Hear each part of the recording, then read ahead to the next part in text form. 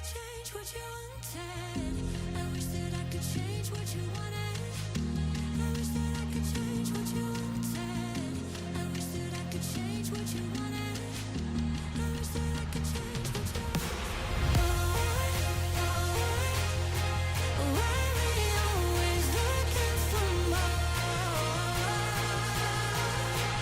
Why we always looking for more?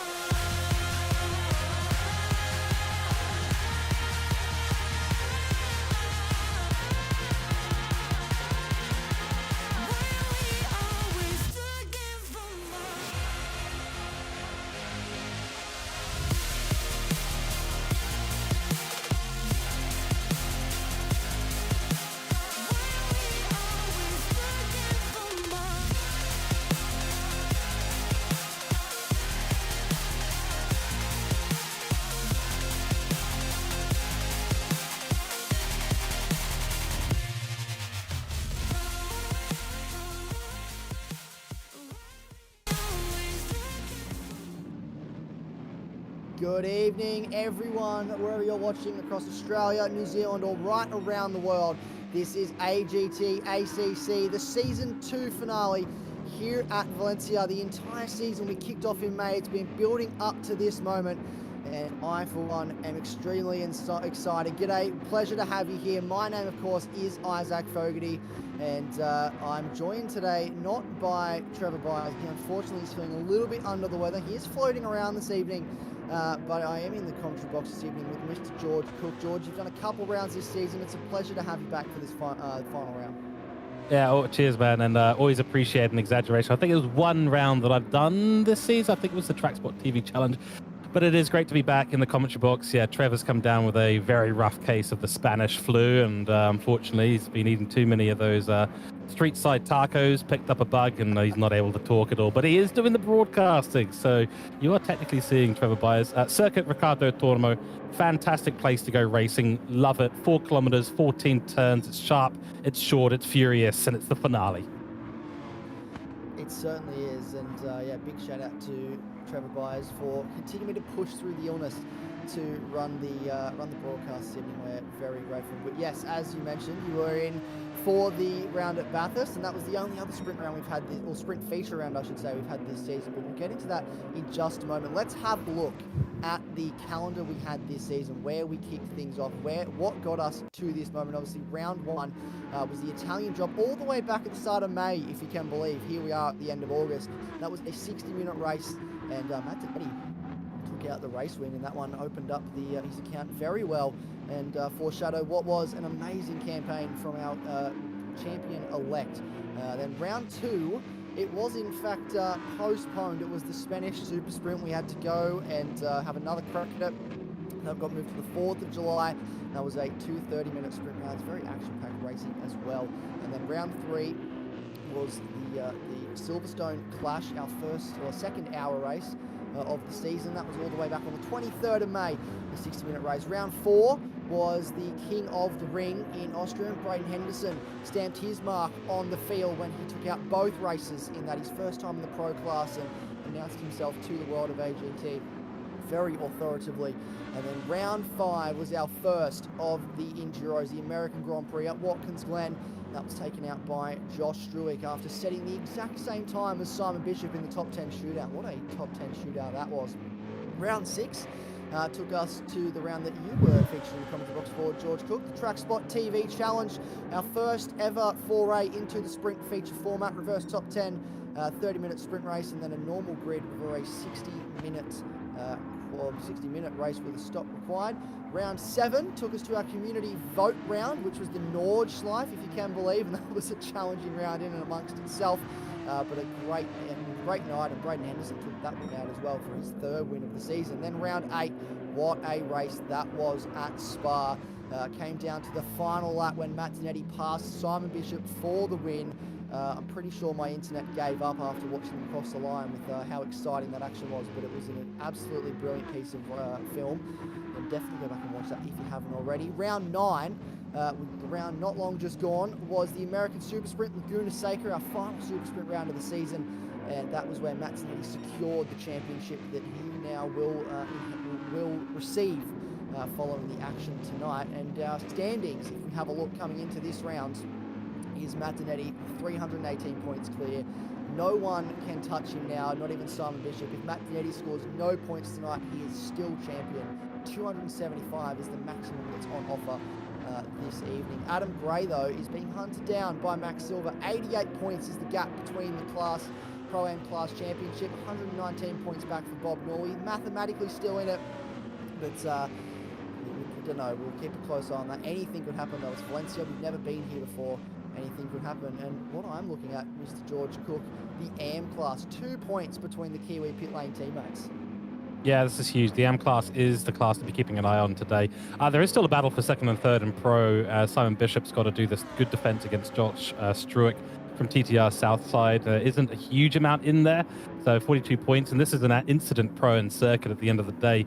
You got turn 12, which will launch you into space. You got the entry through turn 1, can run you wide, invalidate your laps during qualifying. Turn 2, 3, 4 is this windy, tight S section. It's really tricky, and then watch out for the dive bombs at the last corner. So anything can happen here today, and we've seen Simon Bishop. His races have come apart on a couple of times throughout this season, so he needs to have a clean one today just to be, you know, within that shooting distance of Josh Struick to deny him that second place in pro. Pro-Am's going to be great too. I mean, as long as Max Silver finishes him with a reasonable distance from Adam Gray, you should see him basically secure second and Adam Gray secure first, but we shall see. But yeah, AM class 2 points, and then only 71 back to Matt Boyd. Yeah, it's super close. It's super tight. And speaking of super close, our team's championship, it's not super close for the overall champion in the teams. TP Motorsports have a fairly healthy lead, but TTR Westside, TTR Southside, 13 points between them, so that's pretty close for second and third.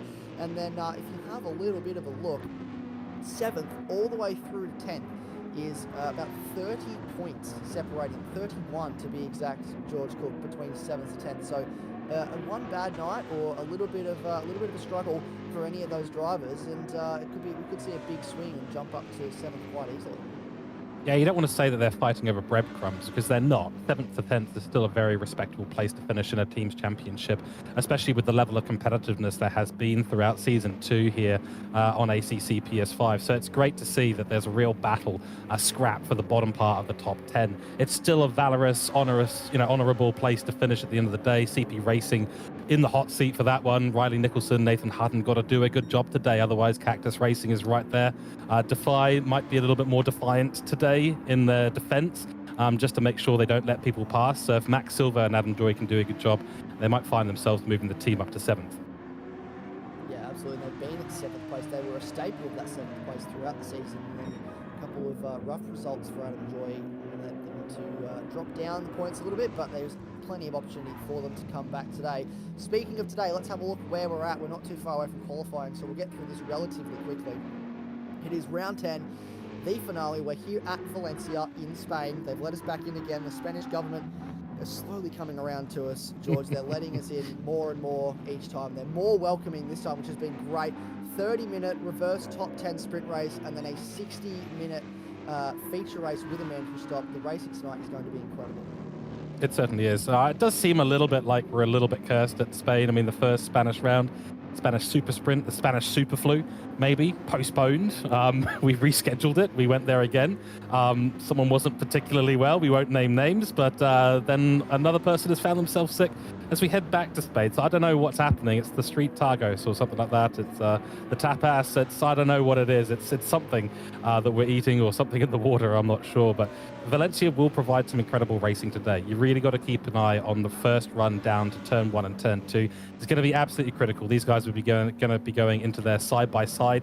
Big opportunities for 2nd, 4th, 6th place to grab that inside line and maybe dive it down the inside at turn 2. Yeah, well, we'll have a look now, if you can, at our track map. You're the man with the stats around here.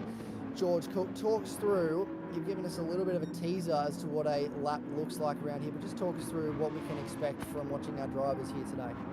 It's going to be fantastic. 4 kilometers, that's 2.488 miles, long pitch straight, and we barreled down halfway through is about where things are at. But turn 1, it's curved at Aspire. It's a fantastic place to go racing. Run out wide, watch out for invalidations during quali.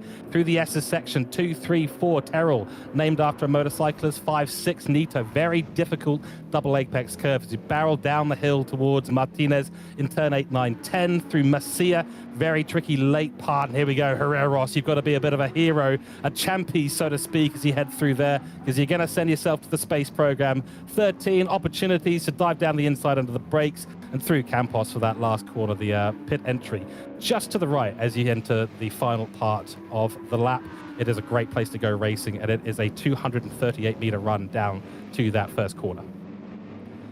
Well, it's a very long run down to that first quarter, and it's going to be super exciting once we see the cars released under green flag conditions for the first time. But I think we are into qualifying now, so we might jump over to the circuit, check out what is happening at the moment. 7 minutes and 23 seconds left to go in this qualifying session. It is Simon Bishop, the man that has it all to do to hold on to second in this championship, sitting on provisional pole at the moment. Matt Dernedde, our champion-elect, the man that will take the number 1 off the man on your screen, is sitting in second.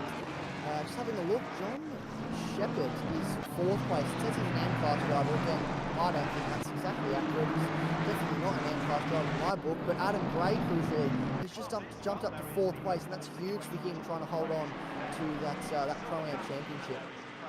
Yeah, massive. And it's a good lap time too, only 0.5 a second away from Simon Bishop. And a lap like this, you know, it is short. So we're expecting to see these gaps be relatively small. It's not like it's going to be the Nordschleife where we saw a couple of seconds between a lot of the drivers. It is only 1 second gap between the top 14 right now. And after that, it's not even up to 2 seconds gap. So going to be a really close qualifying. Watching the 57 now head through this midsection. Tricky part of the corner here. Let's see if he can nail the second apex. Does hit the first, but the Ford seems to favour getting on the power sooner and just running wider at that apex. Yeah, the Ford likes the wide line around this circuit, especially fast-flowing circuits. Going to the apex is not always the best way to maximise your speed. We've got a couple of people going on in the chat at the moment. A few people saying get well, Trev. So Trev is listening at the moment. I'm sure he definitely appreciates that. We do hope that he gets well soon. Nasty Spanish flu has caught him out again. Fat Furby in the chat. That is Adam Joy, who's not racing tonight. John Shepherd is actually in the Defy Motorsports car this evening in his place. So he has a broken race seat, Adam Joy. So he went to push on the brake pedal last night during practice and just sort of laid down almost with the seat just not being able to sit up straight. So very frustrating for him. Shame he's missing the final round, but hopefully we'll see him back for the Porsche Cups that we have coming up in a few weeks' time. Not an ideal thing. I mean, you're putting as much pressure onto that brake. At some point, you are going to go, well, whatever the path of least resistance is, and then, you know, Isaac Newton's theories of kinetic energy start to take over, and you will put yourself backwards through your seat at some point. Absolutely gutted for him. It's not the most cheap thing to replace, let's just put it that way. Can be very tricky. Looking around the grid here, we've got Horvath in 25th place. I believe that is 33 drivers on the grid at the moment, and only 5 minutes left. This is going to be tight at the end, I think. It's going to be very tight at the end, which is what we have seen a lot throughout this season. We've seen super close qualifying times, and none other than the last time we were on any race circuit, which was Laguna Seca. There was 500 to the second between the 25 and qualifying. I don't know if we're going to see quite that tonight, considering how long this circuit is been longer than Laguna Seca at 4 kilometres of connection. But I think we're seeing less than a second between the top, 15 drivers at the moment, with Josh Wood catching up to 15th place. So pretty competitive. Pretty competitive indeed, and it's a tricky circuit to get familiar with at the end of the day. These drivers have got to do a lot of work around here. You can take so many different lines, and it comes down purely to what you feel comfortable on, what your setup is doing, and what the car's natural aptitude is at a circuit like this. I have a lot of experience in the McLarens and the Ferraris around this circuit. They're great to drive around here, but getting the power down out of some of these corners, it feels like you're driving slow. But you're usually not. The slower you're going, the better the exit angle, and that's really what matters, because that's where you're going to make up the time on this in these infield sort of S section that we go through. Yeah, this is tight through this sort of this middle stretches, contrast to a few that we've been at this season, which just sort of rely on straight line speed or just throwing it into the corner. This you really have to sort of build up a technical flow. There's corners you need to link together, and if you get it wrong, then it can come back to bite you. There's track limits to worry about, which we've had at most circuits, but I think here more when you're trying to chain a series of corners together, carry as much speed as possible, it's just a little bit easier to run a bit wider and validate those track limits, which is what I'm sure our drivers will be finding tonight as they come back to. Yeah, I consider myself a relatively consistent driver when I'm behind the wheel, but I tell you what, I've been more consistent at running wide at turn 1 here than any other circuit, and it's one of those really frustrating things. Yeah, barrel into turn 1, you know there's a lot of speed there because you can run out wide onto that green strip and not get an invalidation, but when you do push it ever so slightly too much, that's it, and your whole lap's gone. You're just wasting minutes and minutes and minutes. It is a very frustrating circuit to get really, really good at. We're currently looking at Simon Bishop on your screen, still sitting there with a 130.7, coming into the infield section now through Martinez. Circuit Ricardo Torno, of course, named after the motorcyclist, traditionally a motorcycle track here, though Formula E has been here 2018, 2019, and now from 2021 onwards. Full Formula E track, which is fantastic, 65,000 capacity at this circuit, and yeah, some fantastic racing at this place, always has been. Hopefully that trend will continue this evening. As told my mic's a little bit quiet, we'll make sure we get that turned up and fixed up right away. Thank you, Marco's mum, for letting us know. And we appreciate you guys tuning in at home, watching along. We've got less than 2 minutes left in this qualifying session. Simon Bishop, provisional pole as it stands. That man is currently on your screen. And Matt Dernedde, champion-elect, is in second. Cameron Fleming in the McLaren is third. Typically this season, you would have seen Cameron Fleming in a BMW. He requested a change for tonight only and was granted it, provided he doesn't score teams points. It technically counts as a wild card entry. So he is serving as a wild card this evening, not necessarily representing BCG as he has in the past. And he sits third at the moment. And then it's James Machin on the second row of the grid as well. Remember, these results will be reversed for the sprint race. So as it stands at the moment, it is Bob Worley that will be on pole for the sprint race. The man that is hunting down Adam Gray, one of the men that is hunting down Adam Gray for that Pro-Am Championship, is starting on pole, and track position I think will be key here tonight. It's going to be scary for him to be starting at the top of a sprint race where it's no bars held at the end of the day. All the guys behind you who are the fastest guys on the grid are going to be absolutely going for it. They're going to be sending it. And at a track like this, there is not a lot of places to really send it. So I expect to see Norley probably get shuffled out at the last corner. He might make it through a lap, and this is no offense to him whatsoever. Equal times for 8th and 9th, Josh Green and Nick Carter going absolutely dead even. I think they're both probably heading to the pits, but that is fantastic to see. Yeah, going to be a fantastic one. And also, go Fleming. Yeah, changing to the McLaren. Who cares about the points? Go and have some fun. He's my man for tonight.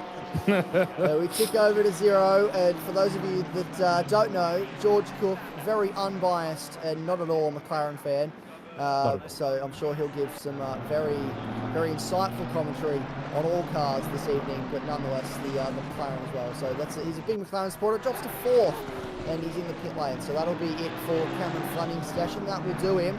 Let's have a look. Who's still out on track? Who's trying to settle up? Josh Green, is he still out there? Liam Tame jumps up to 8th and gets himself into the top 10, gets himself on the second row of the grid for the sprint race at this stage. It is Nick Carter that now sits on the provisional pole. Who's still yet to settle up though? Nick Carter is rolling around. Is Bob Morley still going? What about Max Silver, the 75 car? What is he doing at the moment? On a lap maybe, trying to find some time. Who's got something left in the tank? Josh Gruick though, crucially I'm noticing, 15th place at the moment, which is huge, considering he's the man that is looking to catch Simon Bishop for second place in this championship. So a bit of a struggle so far for Josh Gruick in this session. Not what you want to see. Some setup changes maybe coming his way. Here we go. Pointy end of the session. What can Matt Dernedde do? Can he knock off? No, he can't. He's crossed the line.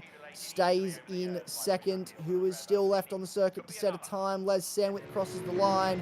And I think most that might be it. It is it. So there is our qualifying results and how our grid will look for this first race. Will be Josh Green on pole position, followed by Liam Tame. So Josh Green and Liam Tame share the front row. Then John Shepherd, Adam Gray, Nick Carter, Braden Henderson, Cameron Fleming, James Machin, Matt Dernedde and Simon Bishop is your top 10. And then the way you see it now is how it will look for our feature race later on. What a qualifying session, George Cook. But I'm just noticing Josh Struick, not the session he would have wanted despite having that fastest last sector. Yeah, I was going to say the purple to his name in Sector 3 is definitely a little bit of a token he can write home about. But interestingly, that the Sector purples are actually split between our top 3 in the Pro Championship. So almost no surprise there. But it was that second sector of his that he was just miles off in terms of the time. I think he was at least 0.4 or 0.5, and that's a big part of what's dropped him back in a reasonably average Sector 1. So, you know, he's just not found the pace at the beginning of the circuit. And that's just going to be to his detriment at the end of the day. And, you know, starting in that position, way down a 19th place for the driver who's, I believe, at the moment in 3rd in the championship, this is really dashes hopes for jumping Simon Bishop in this. And Simon Bishop will be starting towards the front row of the grid. Of course, I think at the top of the grid, sorry, for the 60-minute race where we have one mandatory pit stop. He'll be 10th, of course, starting on the 30-minute race, which we have coming up in a few moments' time. But crikey, I mean, Simon Bishop couldn't have wanted anything better. And I think Hurley as well is going to be thanking the lucky stars that he's starting 11th and not first place. Yeah, I certainly think Josh Green will be very nervous at the moment to start on pole position. But I believe, George Cook, we now turn our attention to the fact we have a special guest in the commentary box. It is none other than the champion-elect, Matthew Dernedde. Indeed. So I will be taking us through this interview while our legendary admin and AGT ACC leader Isaac goes and sorts out the race and the qualifying order, the reverse top 10 for the 30 minutes, and all the remaining good stuff in the background. Matt, welcome in. Congratulations on the overall win this season. You're the champion of Season 2. How you feeling?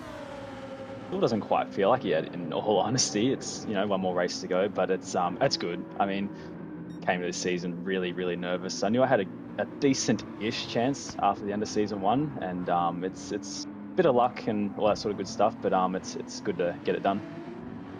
Yeah, you seem to have had the luck in the right places throughout the season. I'm not going to say that your season win was as a result of luck. You know, you've been right up there. You've been battling with Struick. You've been battling with Bishop and battling with whoever else has decided to be quick at a particular circuit.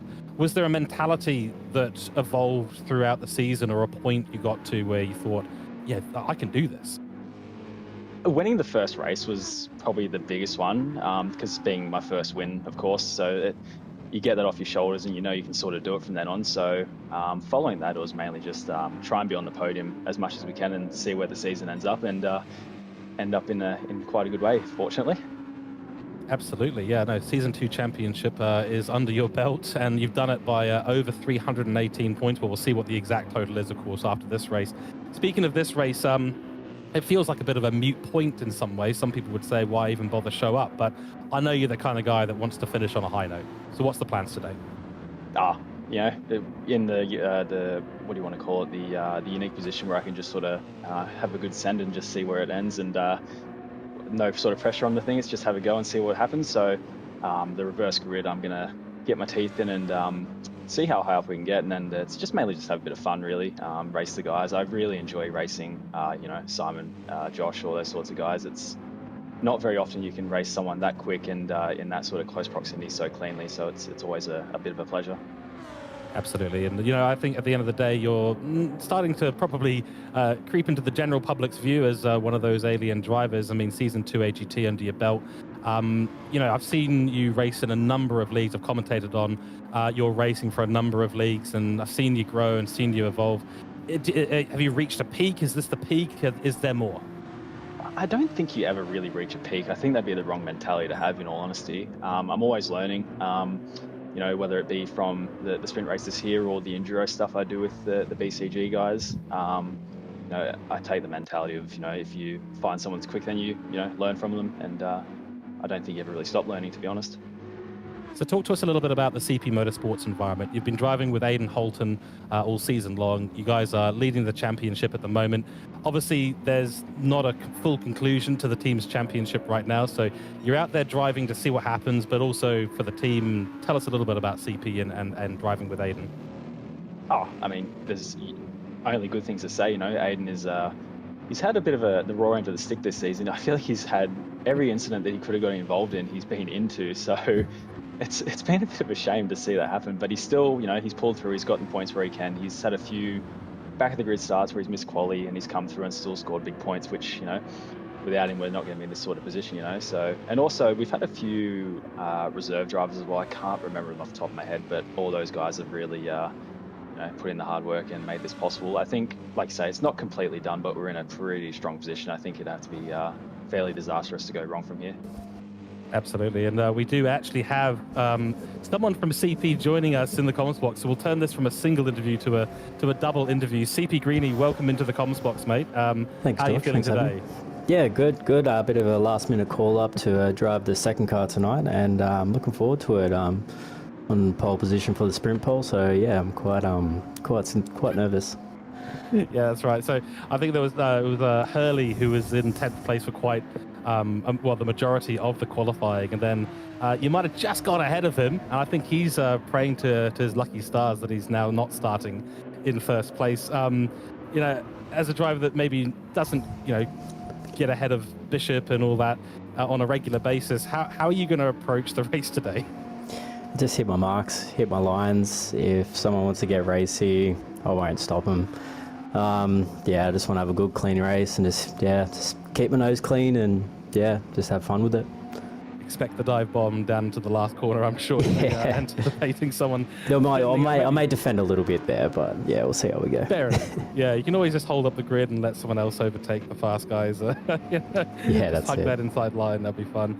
Talk to us a little bit about the season, CP Motorsports, and Matt Dernedde and his achievement this season. Yeah, so coming together was sort of like P2 last year with the Pro-Am with Matty. We got the car that he wanted, which was awesome. And then I've invested a little bit in the setups and trying to help the boys when I can, but it's really just been Matty just coming into his own, adapting to the game, and he's really just stayed consistent, hit his marks, done exactly what he needed, and with Muffin as well coming through and just being an absolute awesome second driver, just Mr. Consistent. It's been a good season. The boys have just absolutely nailed it, and I couldn't be more stoked for them. Talk to us a little bit about the setup and the prep, because obviously this plays a larger part in the game like ACC than probably people realize. What's the preparation? What's the weekly or the bi-weekly ins and outs of the operation that you guys are running with in the team? Yeah, so when I have a little bit of time, I'll go through a few of the setups that I have and try and get the best ones for the boys and send them through. And if I make any changes, sometimes I'll do pitch strategies. I have been a bit slack the later rounds because I've gotten a little bit comfortable and realised Matty's got a bit of a win, so I don't need to step in as much. But really, it's they've done it all themselves. Really, they've nailed the setups, they've nailed everything, and yeah, we've just had a good team, good communication, good rapport, even with our second team as well. Like, everything's been really good in our Discord, a lot of helping each other, and I think that's what's brought the best out of all of us as drivers, is just the morale that we have within the team environment. Yeah, it's a huge aspect of it. And another aspect, of course, is the car. You know, the CP Motorsports main team running the BMW this season, and I'll bring Matt in for this as well to comment and see what you guys think. Overall, how do you think? What was the decision-making process behind the BMW for the season?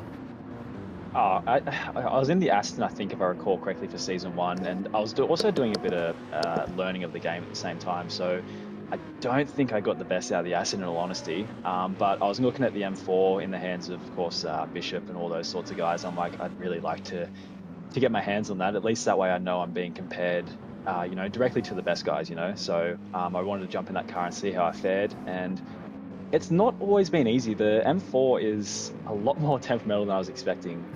Once it falls out of its setup window, it's a bit of a pig, to be honest.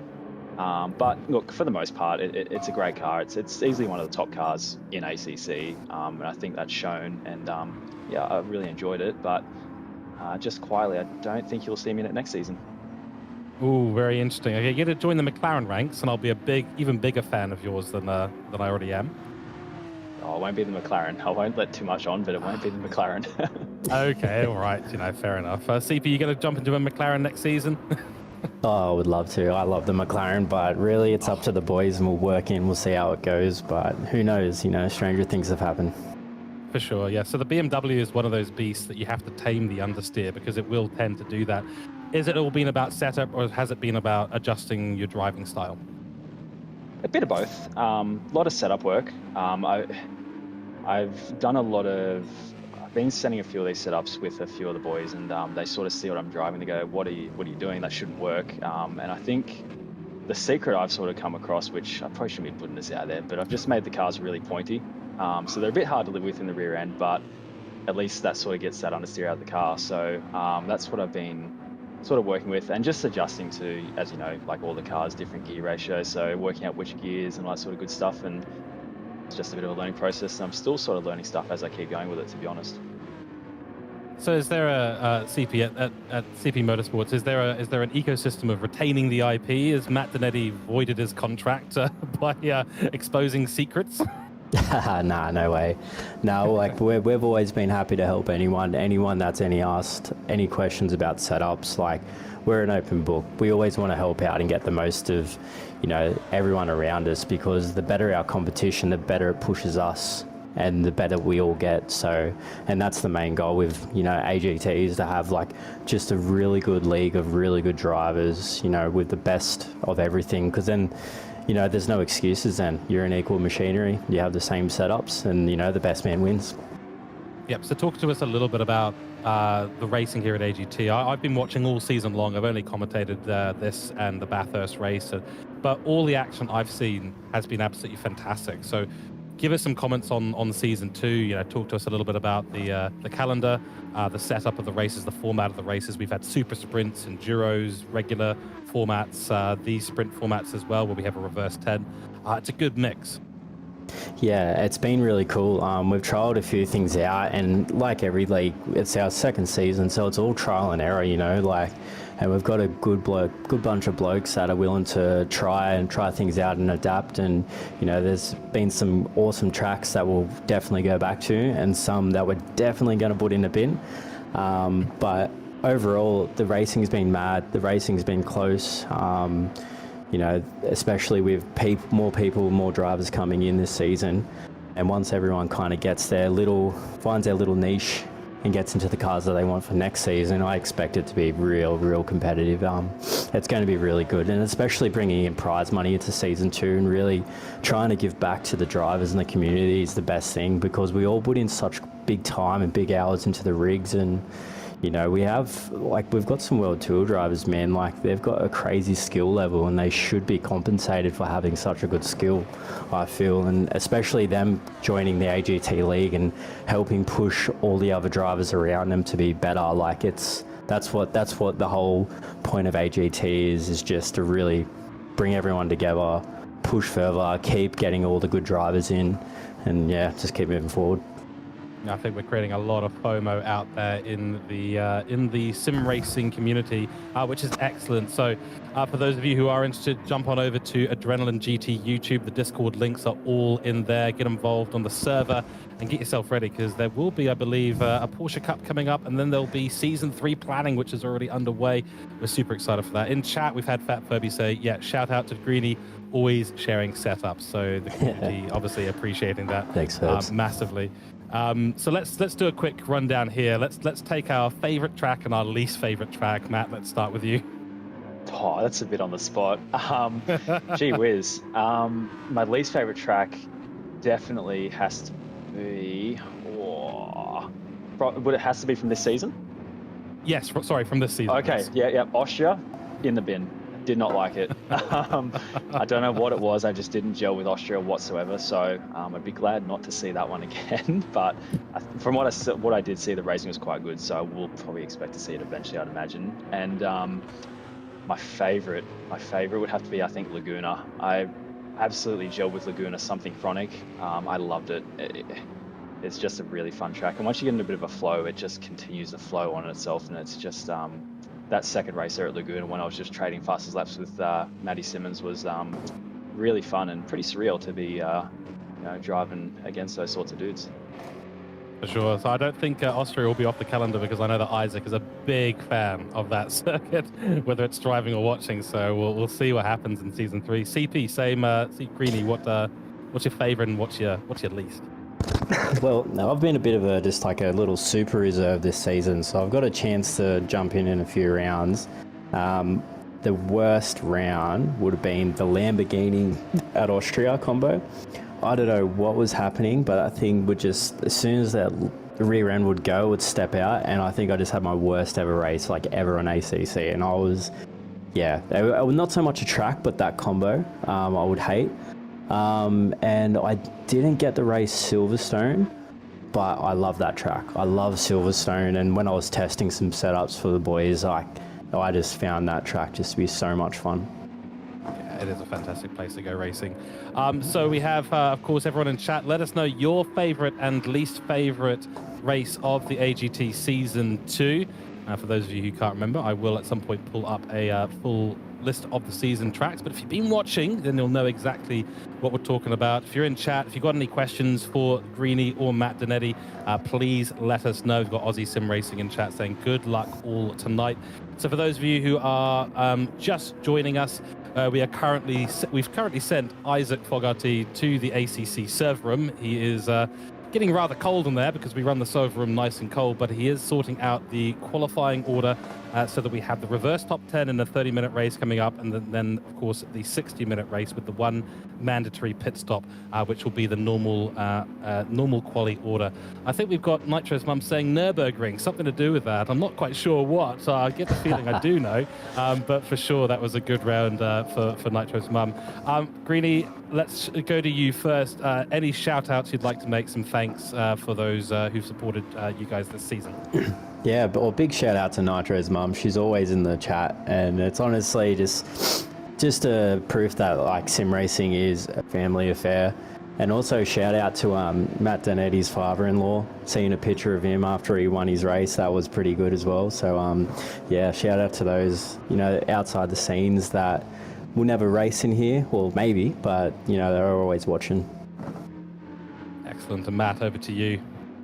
Oh, it's got to be a massive shout out to my wife's family, Luke and Christy Delaney. They've watched every single race in their cinema room on the big screen, which has been pretty cool. It's pretty rare to have that sort of family support behind you. When at the end of the day, we're all a couple of goofballs playing video games, so it's quite cool to have that support from those guys. Of course, all of CP, these guys have been amazing, and Liam Tame and Simon Bishop, a lot of the BCG guys have also helped me out with a few setups when I was a bit stuck as well, so big shout out to those guys too. Absolutely awesome. We are being told the server is up, so for those of you who've been waiting, you should now be able to join the server, which will be configured for the 30-minute reverse top 10 grid and the 60 minutes with one mandatory pit stop. I believe it's both in one lobby. We'll see. I'm not 100% sure. It might be another reset between there. I am not a server admin. Isaac can probably comment on that, and we do welcome Isaac back into the commentary box. And you probably want to ask these guys a couple of questions as well. Look, I think you've covered quite a lot of it. I think we've covered favourite tracks. Look, I do want to get just a quick wish list from you boys. Just one track you would love to see on the calendar for next season. What if you could pick any track in ACC? What would you pick?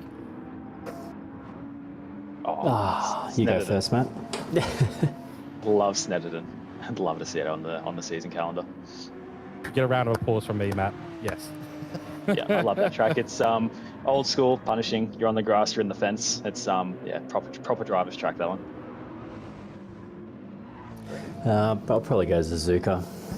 Always love the windy turns of Suzuka. It's always a good track to go to. Wonderful. Well, there you have it. Who knows? You may see those tracks next season. These guys are admins, so they do get a little bit of a say in what tracks we have. But can confirm the draft calendar we have actually does have one of those two circuits in it, and I know which one you're hoping it is, George Cook, and you'll have to wait to find out when the season 3 calendar drops later in the year. But thank you, boys, for joining us in the commentary box. It's been an absolute pleasure, I'm sure, for George to interview you guys. And congratulations on all your success this season. Oh, I've got one more question for Matt. He's got one more. Oh, here we go. Who's getting the apple tonight, mate? The apple. Oh, I mean, the pace on Simon Bishop, he's a good chance of the apples, I think, but I'm hoping to steal them from him. That's all he's racing for this season now. It's the apple. Good stuff. Brilliant.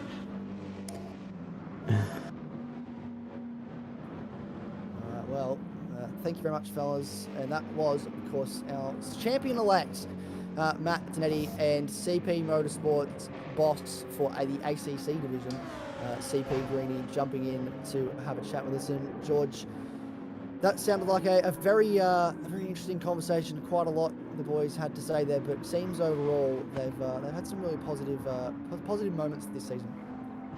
Certainly, and I think a lot of it comes down to team culture. It comes down to synergy between the drivers. This is why it's such a big job for the team owners to make those decisions. They've got to find drivers that'll work together, that'll fit within their ecosystem. And by the sounds of it, the desire there from Greedy and Matt to want to bring everyone along on the ride. This is not the All Blacks on the World Rugby stage pre-2004 where we held on to all the secrets.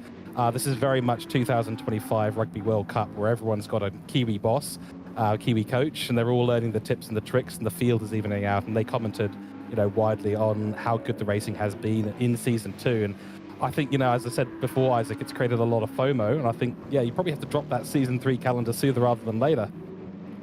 Well, we already have started working. We like to be prepared at AGT, and we definitely have a calendar in the works, ready to go. But obviously our focus today is on the finale, and I think we are not too far away from the sprint race. We should be almost gridding up the cars as we cut over, and there we are. So we've got 1 minute and 17 seconds till we get underway on this formation lap. All looks good to me in terms of the grid, which is a great relief because I wasn't letting myself out of that cold server room until I had everything absolutely spotless, and to me it looks perfect, which is great. This reverse top 10 looks very exciting.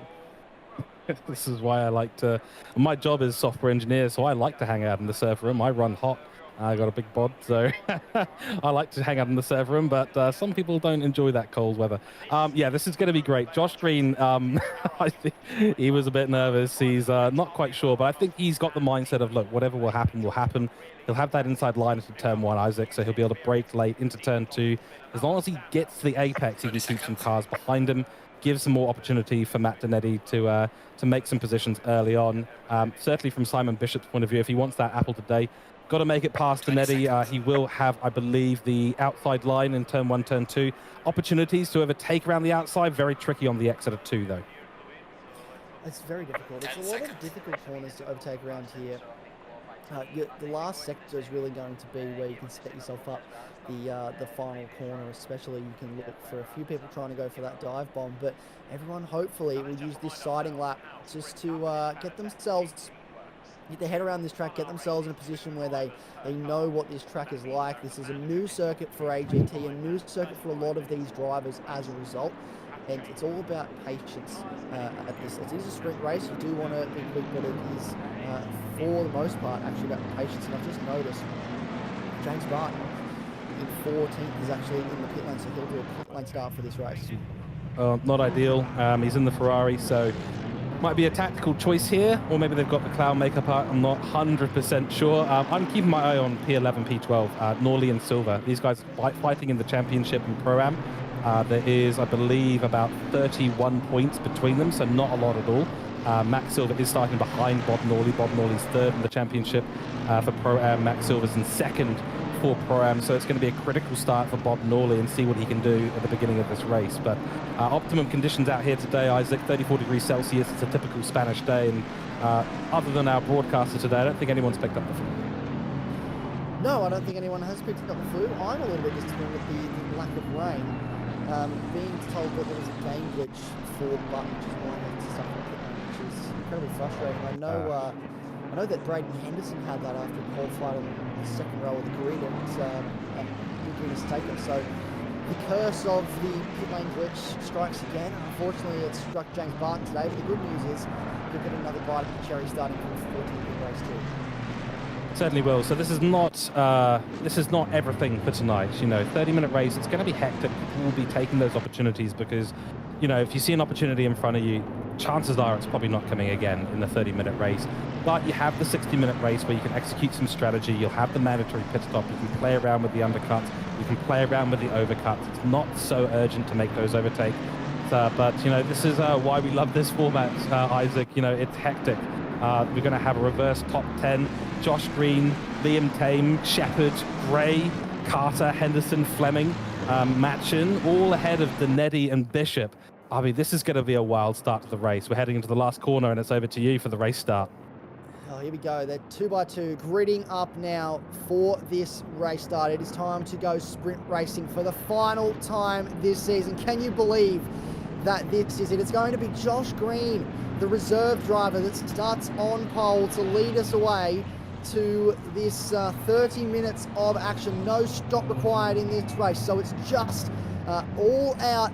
Go as fast and as hard as you can for 30 minutes. Look at them all. Double file, 2x2 down the front straight. Green flag. We are away for the sprint race, the final one of the season, the second last race. And that is a great start from our pole sitter and an equally as good start from Liam Tame. It looks like there's a couple cars going too wide in the background. We've got a car off. That is 27 of Shepherd running wide at the exit of turn 1 using all of the track limit. We've got cars 2x2 into turn 2 for the first time, but it looks like for the most part everyone has got through this incredibly tidily. There's been no major incidents, no yellow flags thrown up just yet. Everyone is still pointing the right way, which is what we love to see, George. Good.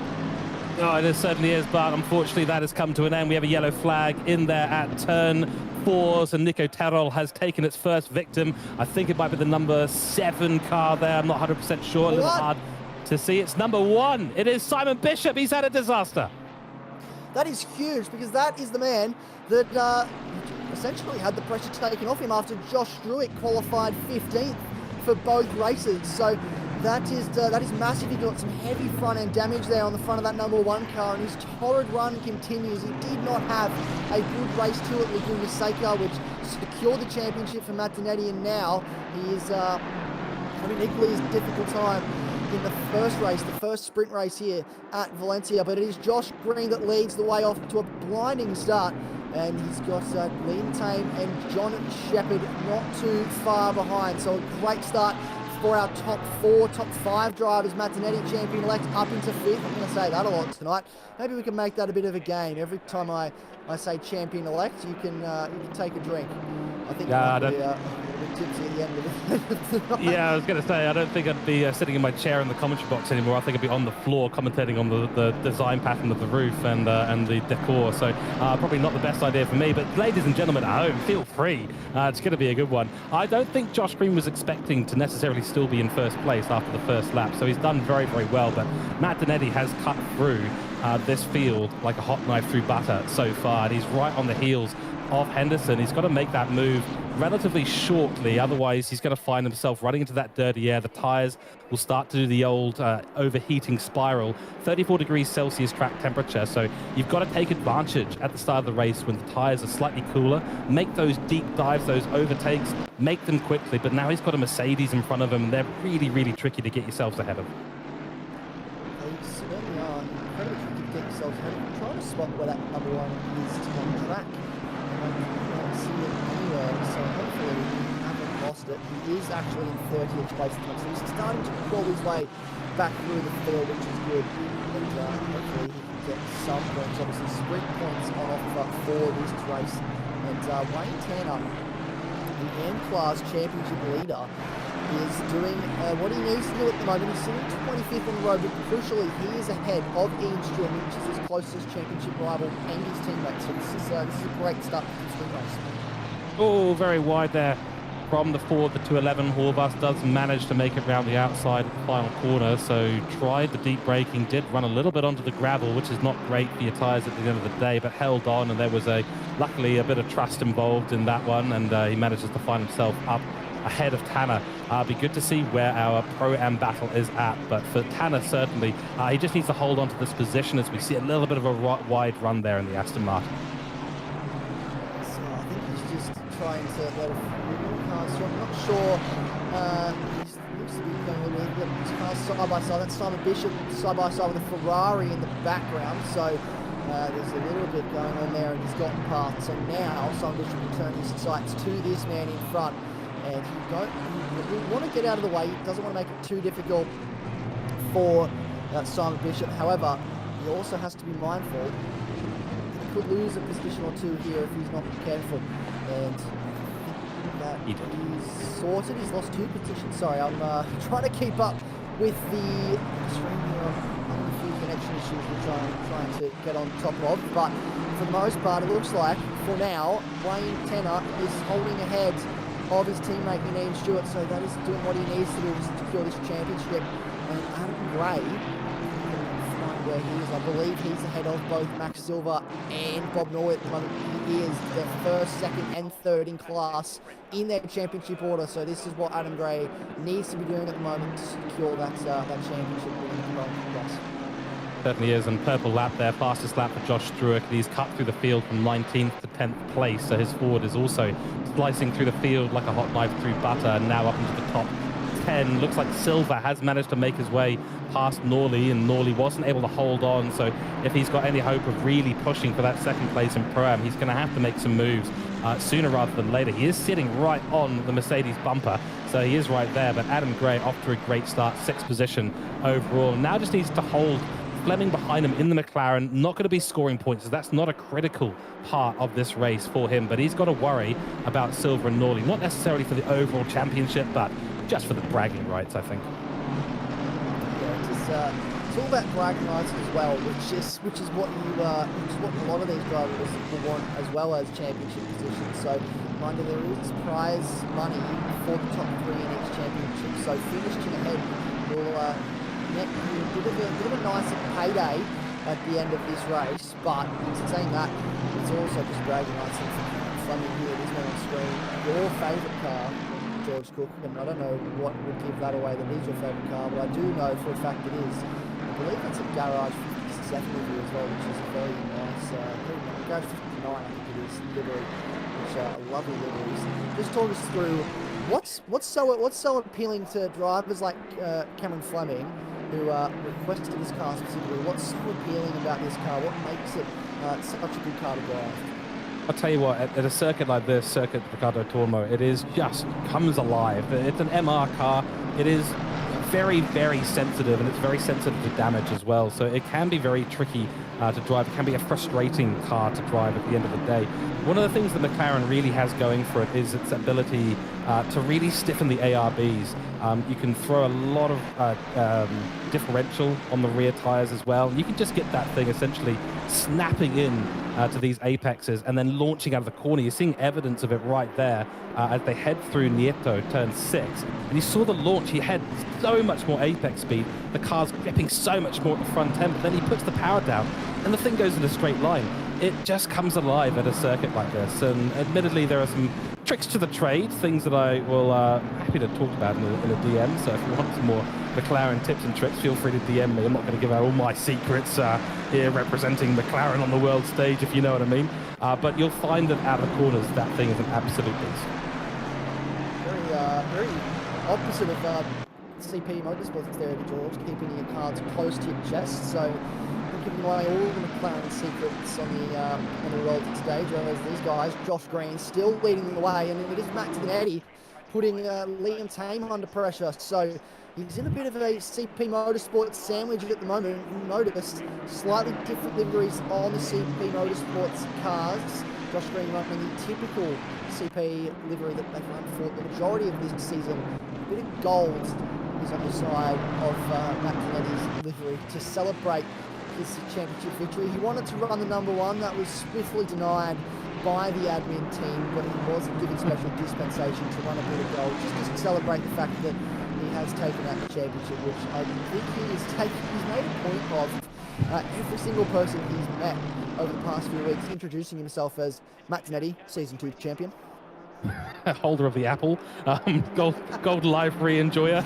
Yeah, it certainly has, man. The number 51, it does look really good. I mean, gold and blue is a match made in heaven, in my opinion. Very, very royal, very, upper class sort of thing. We've got a battle between the Mercedes that's happening. I saw a little dive into turn 2. But yeah, look, at the end of the day, it's fair enough. Every driver, even if they don't realize it, wants to run a gold live. They want to run a little special thing that says, hey, I did well this season.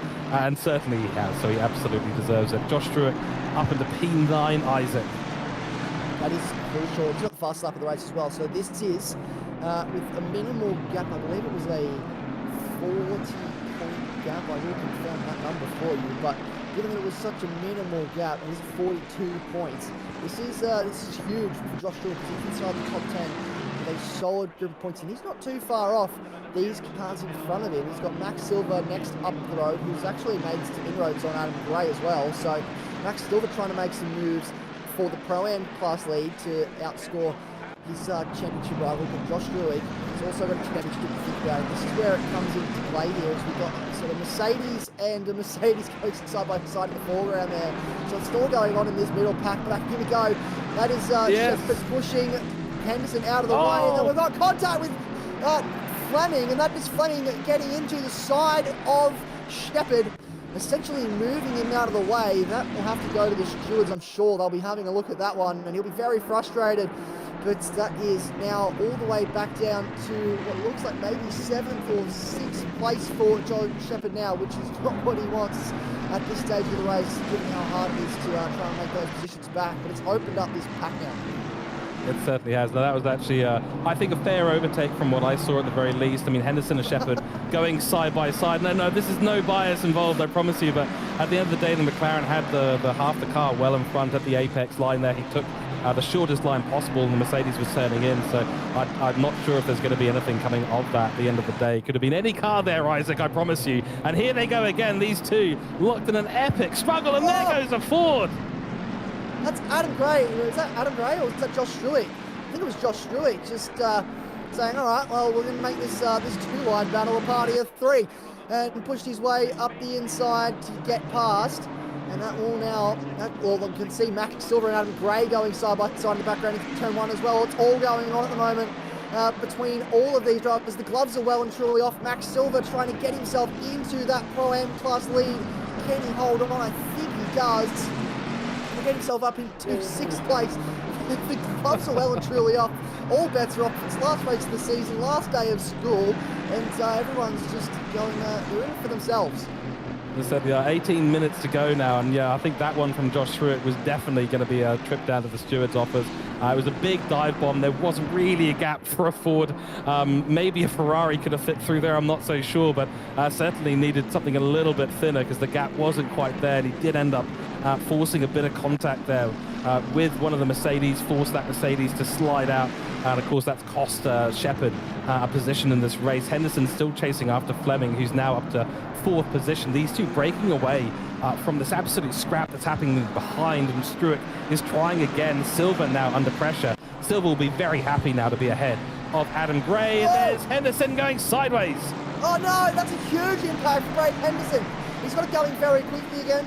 In a gap of traffic. That's well done from Nitro, and he'll get it rolling. And that is heavy damage, a massive impact with the outside wall there at the exit of I believe that was turn 12. Okay, I'm trying to count my way through these corners, but that is a massive impact. He will push on. That's dropped him right down the field though. Josh Stewart finds his way past Max Silver, so he's now up into 5th place, and Max Silver as a result still in 6th, but crucially he's now got a car, his teammate, for this evening between himself and Adam Gray.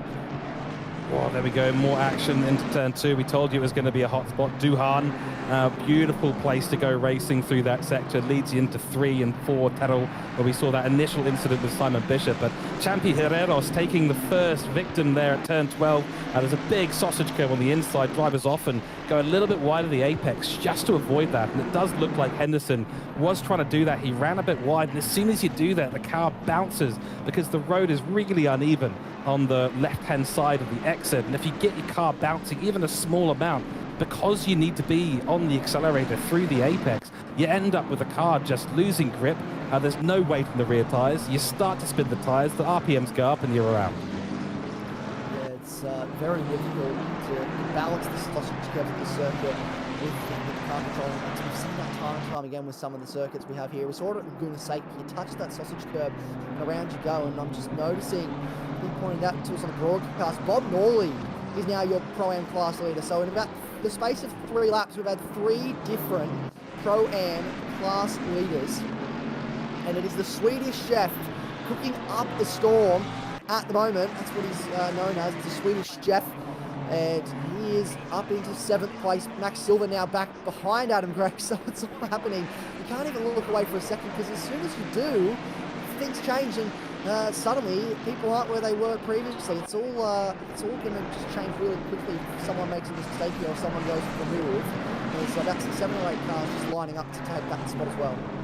This is why I love watching racing at Circuit Ricardo Tormo. It is a fantastic circuit, and anything can happen. It is great to see that the Pro-Am Championship is in P7, 8, and 9, and these guys are battling it out. Adam Gray needs to finish within a reasonable distance of these two. Norley needs to finish ahead of Silver by some distance as well. I think at least 1 or 2 positions. Isaac, you might be able to do the math on that for us, but certainly it's great to see the battle, and we're seeing Matt Dernedde now up in the 2nd place. Simon Bishop is, I believe, in 17th. Struett up to 5th, still with the fastest lap of the race with just under 15 minutes to go.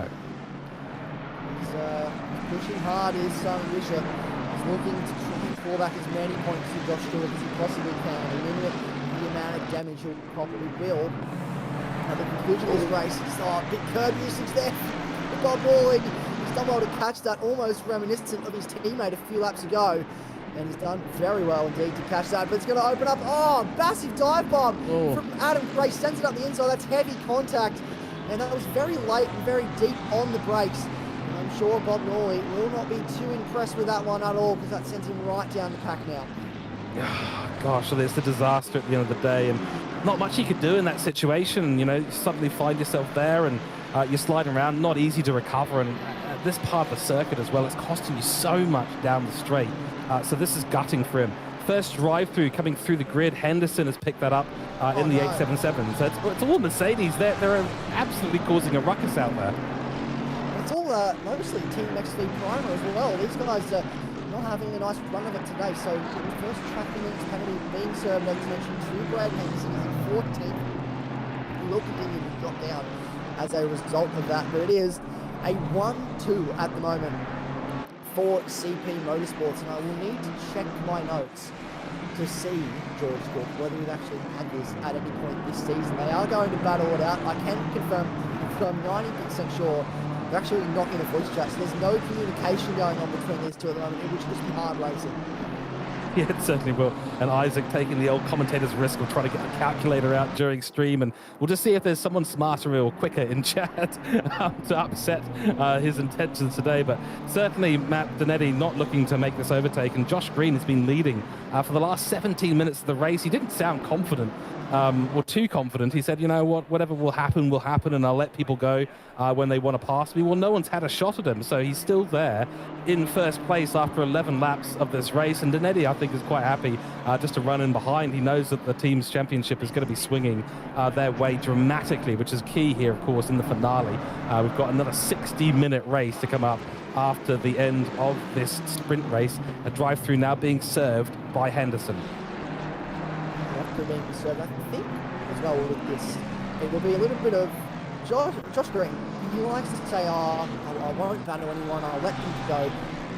I think if it was anybody else, he would, but it's a bit of a case of, this is the team boss, and this is the champion, and Josh Green maybe wants to prove a little bit of a point here, is you can't have it all your own way. Just because you won a championship for the team doesn't mean I'm just going to let you walk past me and get another race victory. If you want this, you have to earn it. So they will battle it out. They have got a very rapid Cameron Fleming chasing them down in the McLaren.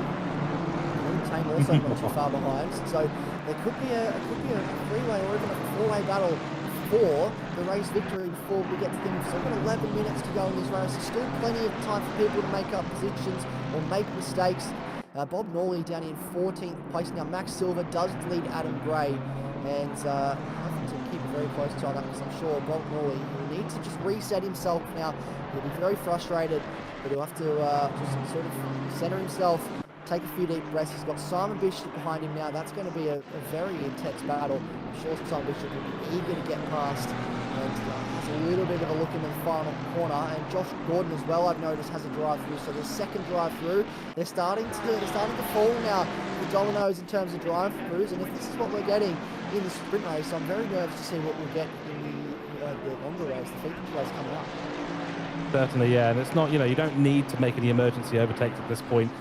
Yeah, I don't know if Norley's going to be relaxed. I don't think he's going to be able to get that mindset. Oh, Simon Bishop trying up the inside of turn 2, and he's going to be side by side through 3 and into tunnel we go. It'll be a braking zone around the outside, but actually Norley does the right thing. He backs out of that one. He says, I don't want to race this guy right now. Simon Bishop is also seeing ghosts of race lap past at Terrell as they head through there. That's where he had his accident on lap 1, trying to fight his way through the field from P10 because of the reverse top 10 grid. Did get qualifying pole, but this turns back Simon Bishop's way in the 60-minute race. We know how good he is executing a strategy. He'll be able to do that in the race, and he'll be able to control that race from the beginning. Inside line through 1, inside line through 2, then you've got the infield, and then you're pretty much good to go as long as you build a gap. Yeah, this is very much, he needs to just come back as much as he can in this race. He's already up to 13th, which is doing what he needs to do, and then let's just do what he does best in the second race, in the feature race. Pull way out in front, and you love Matt Dernedde not too far behind him, but I'm sure that we'll see a similar story of Matt Dernedde has to sit in behind him, and this McLaren, I can hear you laughing because here he comes. Matt Dernedde has gotten past Josh Green, so there's a new race leader, and they're going to go side by side into 2 now on the run towards 3. And this is a very exciting little battle, and I'm sure you're rubbing your hands at the thought of a McLaren picking up the order. I did tell. Oh, he's made contact again. That's the second time McLaren has made contact with a front runner, and he will stop and wait and get going again. So that is a automatic redress from Cameron Fleming, but that has severely hurt both of those drivers and put them back down the order, because they just came together on the exit of 4, which was a little bit of an awkward situation. There's more contact. It's still going. Oh dear, oh dear. Yeah, the front damage there for the McLaren's not going to be great. And look, at the end of the day, 100% on Fleming for that one. He's going to be quicker at the apexes than the BMWs. This is exactly what happens to the McLarens. It's not cockiness. It's not overdriving the car. It's not desperation. It's just so quick compared to the BMWs that have this understeer problem. And no matter what you do with the setup, you will still suffer from that. You have to go very slow through into those corners, and Fleming just did not account for that. It's 100% on him, and of course Greeny will not be a happy chappy as a result of that. McLaren's damage shouldn't affect him too much in his pace, but the front end is going to feel a little bit looser now as a result, and that rear diffuser for Greeny is not going to feel great. Look, they're back at it again. So Greeny is going to have to either yield or maybe not defend as hard. I mean, through 4, it was fair racing at the end of the day. He put his car on the apex. He was ahead at the braking zone. It was the switchback attempt from Fleming that undid him. It was the switchback attempt, definitely caught him out wide on the exit of 1 for Cameron Fleming. There is a bit of room to abuse the track limits at 1 there, but you don't want to go too far because then you won't necessarily get away with it. Max Silver has gotten past Josh Green, so Max Silver up into 5th. He's putting cars between himself and Adam Gray, which is what he needs to do. Josh Shepherd is having a look as well. Green's up there. It's huge contact. That is massive, and there's contact with Adam Gray as well. So Green off the road. We missed the initial part of that incident. And then Josh Shepherd, Adam Gray had nowhere to go. Heavy contact, and Josh Green's now back in the pit lane. He'll have to repair that damage. Oh, we didn't catch what happened, but you know what? I'm going to take a guess at the McLaren may have been faster at the apex, and the BMW may have been slower at the apex, and they may have come together. I get the feeling that one's probably on Fleming as well. He wasn't driving safe enough, and that's probably it. We don't know. We didn't see it. Unfortunately, we just flipped away at the exact wrong moment. But it's all come to blows, unfortunately, for these guys. And of course, we have Stewart. He's picked up some damage as a result of that. Matching behind them's got damage. The Mercedes has got damage.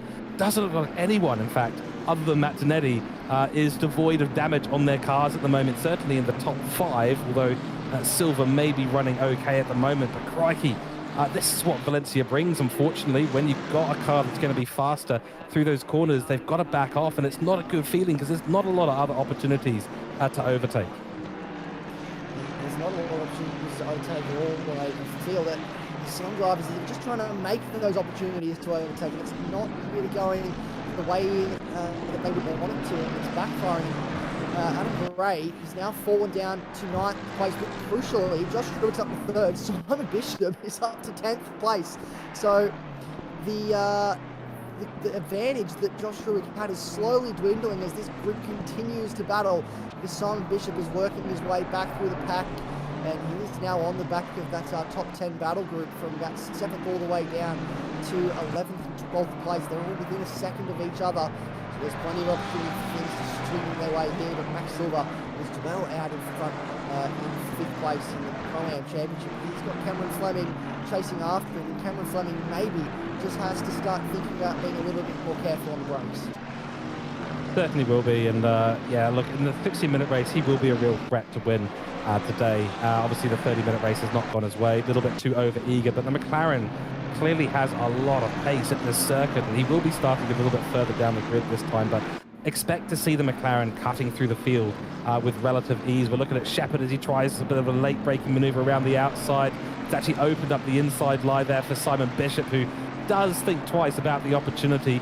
He's not going to get the half apple slice that he was looking for the 30-minute race, but he's still going to be keen and onto it, I'm sure, for the 60-minute race ahead. And it will be interesting to compare Bishop's pace to what we've seen from Fleming today. And I know I go on and on and on about the McLarens, but in this case, you saw, Isaac, how quickly Fleming caught up to the top two. He's got a lot of pace in that car, and he just needs to use it in the right spots. Just be aware. We've got, I'm sure, a very frustrated Josh Green back in the pit. He's having such a great race. Cameron Fleming now has got past Max Silver, so that is a change of position. Max Silver is up to, Cameron Fleming's up to 5th. I think Max Silver maybe just let him go a little bit there, not pushing too hard. That is Josh Green back out on the circuit, so he's repaired the damage, back out on track, rolling again, which is great to see him back out on the circuit. And let's have a look a little bit further down the field. We've got 4 minutes to go in this race. We're almost to the end of the sprint race, if you would believe. And Wayne Tanner has a sizable lead over Ian Stewart, who is right down the field. I can't see him there. He is in 32nd place. So this is great for the man that is trying to secure the AM Championship. Not great for Ian Stewart, but great for Wayne Tanner, because he will grow that lead even more going into this feature race. Certainly will. So let's keep an eye on that. But I tell you what, you know, it has been pretty here and there race. We have had track temperatures cooling, a little bit overcast. Has come here to the circuit of Ricardo Tormo. And it is one of those little microclimate areas. This stuff can happen in the mornings. The fog creeps in. The Formula One testers do not like when that happens in winter.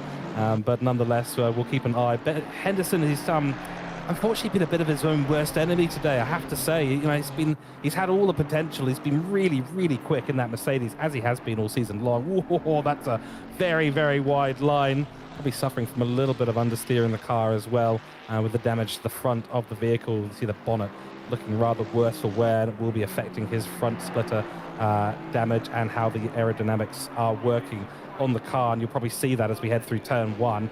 Yeah, a little bit more cautious through there. Doesn't want to run it too wide and pick up a drive-through penalty. Something that hasn't been talked about too much. We have had a couple of drive-throughs in the 30-minute race. What's this going to look like in the 60-minute race, though? That's the question that I'm on. Brad Henderson gets another one for his troubles. That's the second he's had this race. And if this is what it's like in this race, again, as you mentioned, what is it going to look like in the second race? Will we see even more drive-throughs? That's the question that we'll have to wait to find out, I guess, when we get there. It has beaten Josh Gordon as well in this race. There's a couple of drivers that have been caught up with curves. It's all happening, and there's been a few things, a couple of times where we thought maybe someone like Adam Gray is setting himself up here for a good run, and then it's all come undone due to one or two small incidents unfolding. Chain effect, a snowball effect, if you will. We have a poll up in the chat as well on the AGT YouTube channel. Who do you think will win this Pro-Am Championship? Currently, we've got 7 votes going. and we've got 4 votes in the way of Adam Gray, but there's also Max Silver and Bob Morley there, so let us know who you think will take out this championship. Currently, Adam Gray, the favourite, is last out of all 3 of those drivers. Max Silver in 6th, Bob Morley 10th, and Adam Gray 11th. So it is swinging away from Adam Gray, but just how much is it swinging away? We'll have to find out as we get to the feature race. We'll run those points up for you. But a minute and 15 seconds here to go. And what a race it has been so far. Super action-packed. I don't think we've had to really stop for a second to draw breath, George. It's all been happening. It's been good. It's this is typical Valencia racing, as we expect it to be, and there will be these incidents. This is part of the game, really, and I do mean that in the terms of the track. Oh, that's very close now between Liam Tame and Machen. Machen is going for it, and will it be a send up the inside line to the final corner? It is very wide line from Liam Tame, but is it going to be a switchback attempt? It is, and that's a very smart move because he'll have the inside into turn 1 at the death of this race. This is a side-by-side battle down the front straight. Here we go between Machen and Tame. This is the podium, and Machen, he'll want to get some good teams points. They are battling with TTR Southside for the teams championship. 13 points between them coming into this round, and this will be a strong result. His teammate did Carnegie in 19th, so he needs all the points he can get because currently Southside boys are 2nd and 11th, so strong points haul for the Southside drivers. Want to see, they don't want to see, I'm sure, at the west side. They're being beaten by the south side team. Came in late after a buyout of FR Racing after the first round. So the west side team, who have been here since the beginning, they were all the way back when we ran the mini series this time last year. They were a team, they were running around, they were some of the fastest guys in the field, and they still are. Machen proving that with the pace he has in that Ford Mustang at the moment. And Matt Dernedde, though, leading the way. We have clicked over to 0, so this lap will be the last lap. Where is our race leader on circuit? Trying to find where he is. He's coming through towards the final corner now. And this man, again, he is champion-elect, and he is proving why he was this Season 2 champion. Matt Dernedde, he will come out of the final corner, and he will win the sprint race here at Valencia, the second last race of the season. It is victory for CP Motorsports and Matt Dernedde. Josh Struick, after starting 15th, will come home in 2nd place, crucial for his championship run. Liam Tame finishes 3rd for BCG. Machen in 4th, and Cameron Fleming, after a tumultuous race and contact with a few cars up and down the field, will come home in 5th. Max Silver, though, holds on over Simon Bishop for 6th place. What a race. Bob Norley finishes ahead of Adam Gray. We have Shepherds in the top 15 as well. Adam Elzine gets a drive through right at the last minute, and will have to serve a 30-second penalty once he crosses the line instead, which is super frustrating for him because that will drop him right down the order. Certainly will, and of course we've had Wayne Tanner, I believe, finishing ahead of Ian Stewart by some margin, so that 2-point gap going to be extended by quite a little bit. So Wayne Tanner is in the box seat to get the win in AM class. For Bob Norley, it'll be great to see what kind of statistics we can bring up for him and Max Silver. There's 88 points between Adam Gray and Max Silver, 119 between Adam Gray and Bob Norley, so 31 between 2nd and 3rd. So this is going to be critical, watching the final few cars come across the line. A little bit of a battle back here between Twinning and Boyd, who are going to be crossing the finish line most likely in this order. Isaac Fogarty's team with the McDonald's livery. Correct me if I'm wrong, I believe that is correct, but he will be finishing up there in P27. Josh Green is in the pits with a drive-through penalty and has held on. I think, honourable mention to him. He held on for a very, very long time through this race, but at the end of the day, the drive-through has hurt him. The accidents, of course, with Fleming, mainly, of course, Fleming's fault, unfortunately, of part of that one. The other thing as well, Struick, I thought he started P19. So is that 17 positions gained? I believe he started P15. I think he was 15th in qualifying. So that is, just trying to do the maths in my head. I think that's 13 positions gained in this race, which is still an excellent result for the TTR Southside driver, and a great way. We'll see if we can get the numbers as we get into the second race as to what that looks like. But there is our full race results. So it is Matt Dernedde that took the victory over Josh Struick, then Liam Tame, then James Machen, Cameron Fleming, Max Silver, Simon Bishop, Bowen Piper, John Shepherd and Bob Norley was your top 10. And crucially for that Pro-Am Championship, both of the men hunting down Adam Gray for that Pro-Am victory finished ahead of him. Yeah, that's right. It's going to be very interesting to see what the numbers come out as. And for Silver, I mean, he's finished a significant number of positions. There's 4 positions in between him and Adam Gray. You'll have to tell me exactly what that means in terms of the standings and the points that they get for the 30-minute race. Still a long way to go, though, and Silver, of course, will start behind Norley yet again as we head towards the 60-minute race, which we will be doing, I believe, a server restart for as well to rearrange the grid. So there will be a small break that we take here in the commentary box while that is sorted out. But I tell you what, overall, I mean, Circuit Ricardo Tormo, Valencia, absolutely on point. And I've got my eyes on a McLaren. You know, this team, he might be going to the steward's office, Isaac, you know, but you know what? I think he's a real shoo-in for a victory in the 60-minute. Well, I told him he wasn't allowed to be too fast because typically we wouldn't allow drivers to change their cars right at the final race of the season to run something different. But he asked, and we were gracious enough to allow him to do so, provided he wasn't just going to go out and wipe the floor with everybody. So we'll have to keep a close eye. I know you would like him to win. I hope he doesn't win because then that sort of ruins it ruins it for everyone, and no one will ever get to have a special dispensation to change their car ever again. How he goes, but I hope he does do well. I hope another top 5 might be on the cards. Yeah, let's see, and fingers crossed. Well, let's just see what happens. We are going to get a fascinating race with the mandatory pit stop coming in. It's going to create opportunities for the undercut. It's going to create opportunities for the overcut. Really depends a lot on how these drivers have set up their cars. Often they'll go with a 30-minute, 30-30 split, so they'll be doing 2 stints of equal length. But some drivers may want to get out of the early chaos. I mean, we saw Simon Bishop get caught up.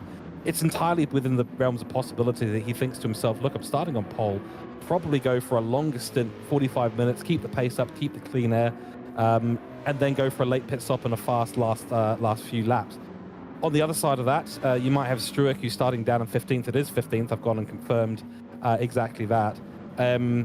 He may think an early pit stop is the way to go and then run long.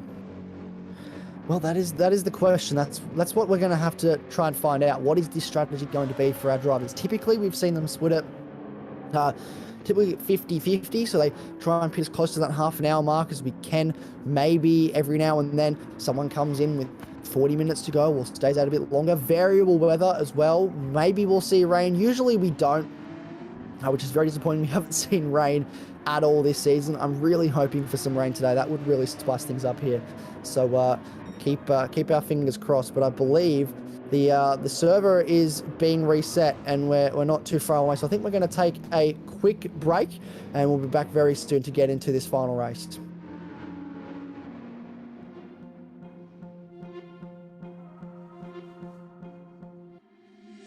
Been trying to change what I've been trying to say.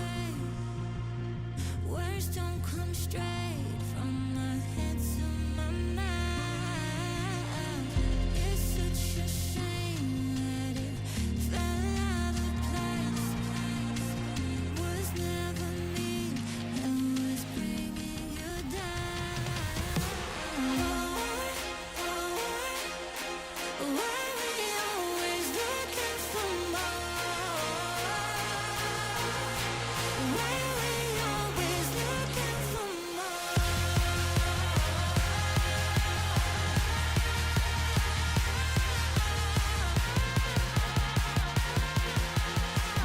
we always looking for more?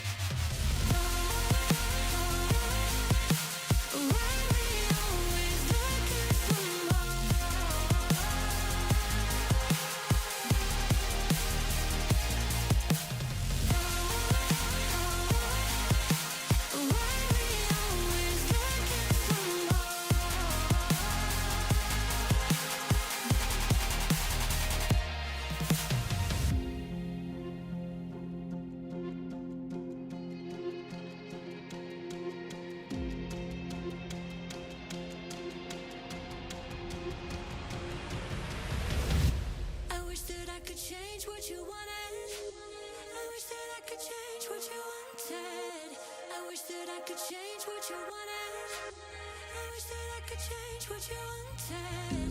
I wish that I could change what you wanted. I wish that I could change what you wanted. I wish that I could change what you wanted. I wish that I could change what you Why we always looking for more? Why we always looking for more?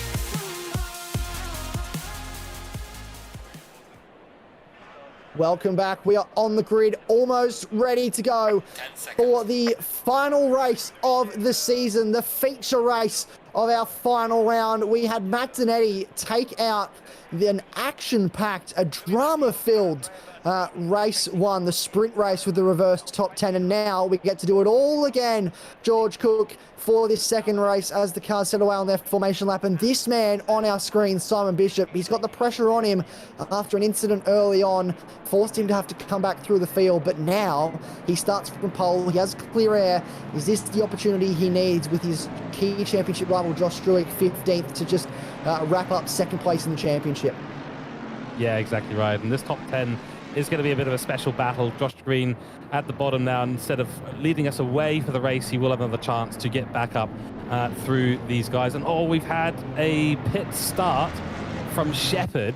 So already that is not ideal. I wonder if there's been a glitch as well. Oh gosh, that's not the way you want to start the race. But it will be Bishop from Dernedde from Matt Shin, so a great battle in the top three we will be seeing. It'd be great to see Simon Bishop make it further than turn 4 without having an accident. Hopefully this race will be the one where that happens. Fleming will be in P4, so he doesn't have to worry about having Josh Green ahead of him any longer, but I think he is got to just relax a little bit. He will be quick off the line, he will be quick through these corners, but he's got to make these calculated moves. If he doesn't do that, he will cause crashes, he will cause some more commotion, and we don't obviously want that to happen for his sake or the other driver's sake. We do want to see a nice clean getaway. We were all good till turn 3.5, and then it all started to go slightly sideways, unfortunately, but for the most part it was a reasonably clean race in terms relative term, of course, for Valencia, because things do get messy. Keep an eye on Adam Gray, Norley and Silva starting in P8, 10, 11 respectively. This is the Pro-Am battle that is going on, and I know that Isaac, you'll be running some numbers at some point as soon as we see a Ferrari. That's Barton going not the right direction. No, that is not the right direction at all. And looks like he's maybe going the right direction again and getting his way back up to where he needs to be in this order. And now we're getting ready. We're almost at the final corner. They'll start to move into a 2x2 formation, and there we go. So it is Simon Bishop, Matt Dernedde, James Machin and Cameron Fleming make up the second row, followed by Braden Henderson and Nick Carter on row number 3, Liam Tame and Adam Gray, row number 4, Josh Green and Bob Norley, row number 5, Max Silver, Anthony Burrows, row number 6, and then Josh Barton and James Barton, and Josh Struick, row number 7. And here we go onto the front straight for the final time. They roll at 60 kilometers an hour, waiting for that green flag. When will it drop? I think we're almost there. This is the start zone. You can go any time from now, and there we go. Green flag. The timer starts. We are away for the final race of season 2, and it is a great start from our pole sitter. They all spread out as we run down towards turn 1 for the first time in this race. Matt Dernedde having a look to the outside, nice and wide, on the exit of turn 1, heavy braking zone, into turn 2 for the first time. It is Simon Bishop holding the inside line. Cameron Fleming lurking in the background on these two at the front, and he does not get past it this occasion, and it is Simon Bishop that holds on to the race lead off the start. Simon Bishop from Matt Dernedde, from Cameron Fleming, from Brayden Henderson, and Nick Carter and James Machin have gone backwards here off the start as the leaderboard now starts to sort itself out. So James Machin did not get the start he wanted, neither did Nick Carter. They're back into 5th and 6th place. So a difficult start. Max Silva, though, a great start on his championship rival, Adam Gray, up into 9th place. I believe he's actually ahead of Adam Gray there on that screen. So that is crucial for Max Silva to get up into position. And what a great race start this has been so far. 33 degrees Celsius, same similar situation as we had in the 30-minute race, and it was a good start for the McLaren driver. Makes the position early. I think Henderson and Machin were fighting through turn 2, and that allowed the McLaren to get on pass, which is an excellent time to do it. And early doors, he's going to be right up there with the top 2, Silva and Gray and Norley and Sheppers, all coming together a little bit through this first lap. And now here we go, barreling down towards the start line yet again. It is going to be a tailwind is what it's called, down the main straight, and a little bit of argy-bargy going on. You can see they're 3 wide in the distance, nearly 4 wide in the distance. This is going to be very intense. I believe that is down in P14, P15. We shall see it at turn 1. This is getting scary as we see Dan Wood trying to hold the inside line at turn 1. The Porsche of Elzine is right there. The number 16 wants a piece, and there's an Aston Martin in the mix as well. It's all going on here. There's gloves. The gloves are off again. It's, again, the last day of school, the last race of the season. No one has to worry about coming back and racing against these guys next week. They get a little bit of a break now, so they can sort of afford to get the gloves off a little bit, fight for position. There could be a championship gain in it for them. And Nathan Hutton here, 17th place on the road. This is a man that has races on controller. He's been strong in his appearances for CP Racing this season. Got a podium, an overall podium at the Nordschleife, which was an amazing effort from the CP Racing driver. And he's now in 17th place, so struggling to get up to grips with this circuit early here. But it still is Simon Bishop from Matt Dernedde, and that's a sight we see far too often, I think. George Cook, these guys are sort of just attached at the hip, really. Unless one of them makes a mistake and spins, you can't really get them away from each other. Oh, well, you know, this is what happens. You put 2 great drivers in the same car, and, you know, they're sharing all sorts of different setups between each other and trying to hone in on what that meta is going to look like. And, of course, we end up seeing them right at the top. Just the only person missing from this battle is Struick, the number 33 car, in 13th place, up a couple of positions already and right on the back of Andre Sheppers. But I tell you what, only missing 1 driver from that top 3, but Fleming falling back slightly. 1.3 seconds is the gap now. Henderson coming up behind him by 0.2 of a second, so there will be an overtake looming, and the Mercedes seems to have found a little bit of legs right towards the start of this race. That means that he's really poised for an overtake at any point as he drifts it on through turn number 5, and it looks like I believe Machin looking for a little bit of a move into 6. We go, Nieto, no, nothing there at the moment. He's being hunted down by 2 Fords, Machin and Carter, both from those dark liveried Fords, barreling towards the light green and white Henderson Mercedes-Benz, the 877 car. So this is a battle that's well and truly looming. We've got 2 at the top, we've got 3 in the middle, and we've got another 3 just behind them as Nick Carter does try and make another maneuver. Not quite going to work out this time. Josh Green in P7 has moved up from P10, 3 positions already, as M. Silva and Tame and Gray not necessarily having the best race start. And we're getting some numbers now being run by Isaac. He's tempting fate here by getting the calculator out and taking some leave from the comms box momentarily while he tries to figure that out. A very sensible thing to do, and I believe he is back with some numbers. So Isaac, tell us what's up. I am back. I've done some number crunching for our Drivers' Championships. So the gap as it stands currently with the pending race results from the sprint race, this man on your screen, Adam Gray, leads Max Silva by 73 points. So that gap has swung 15 points in favour of Max Silva.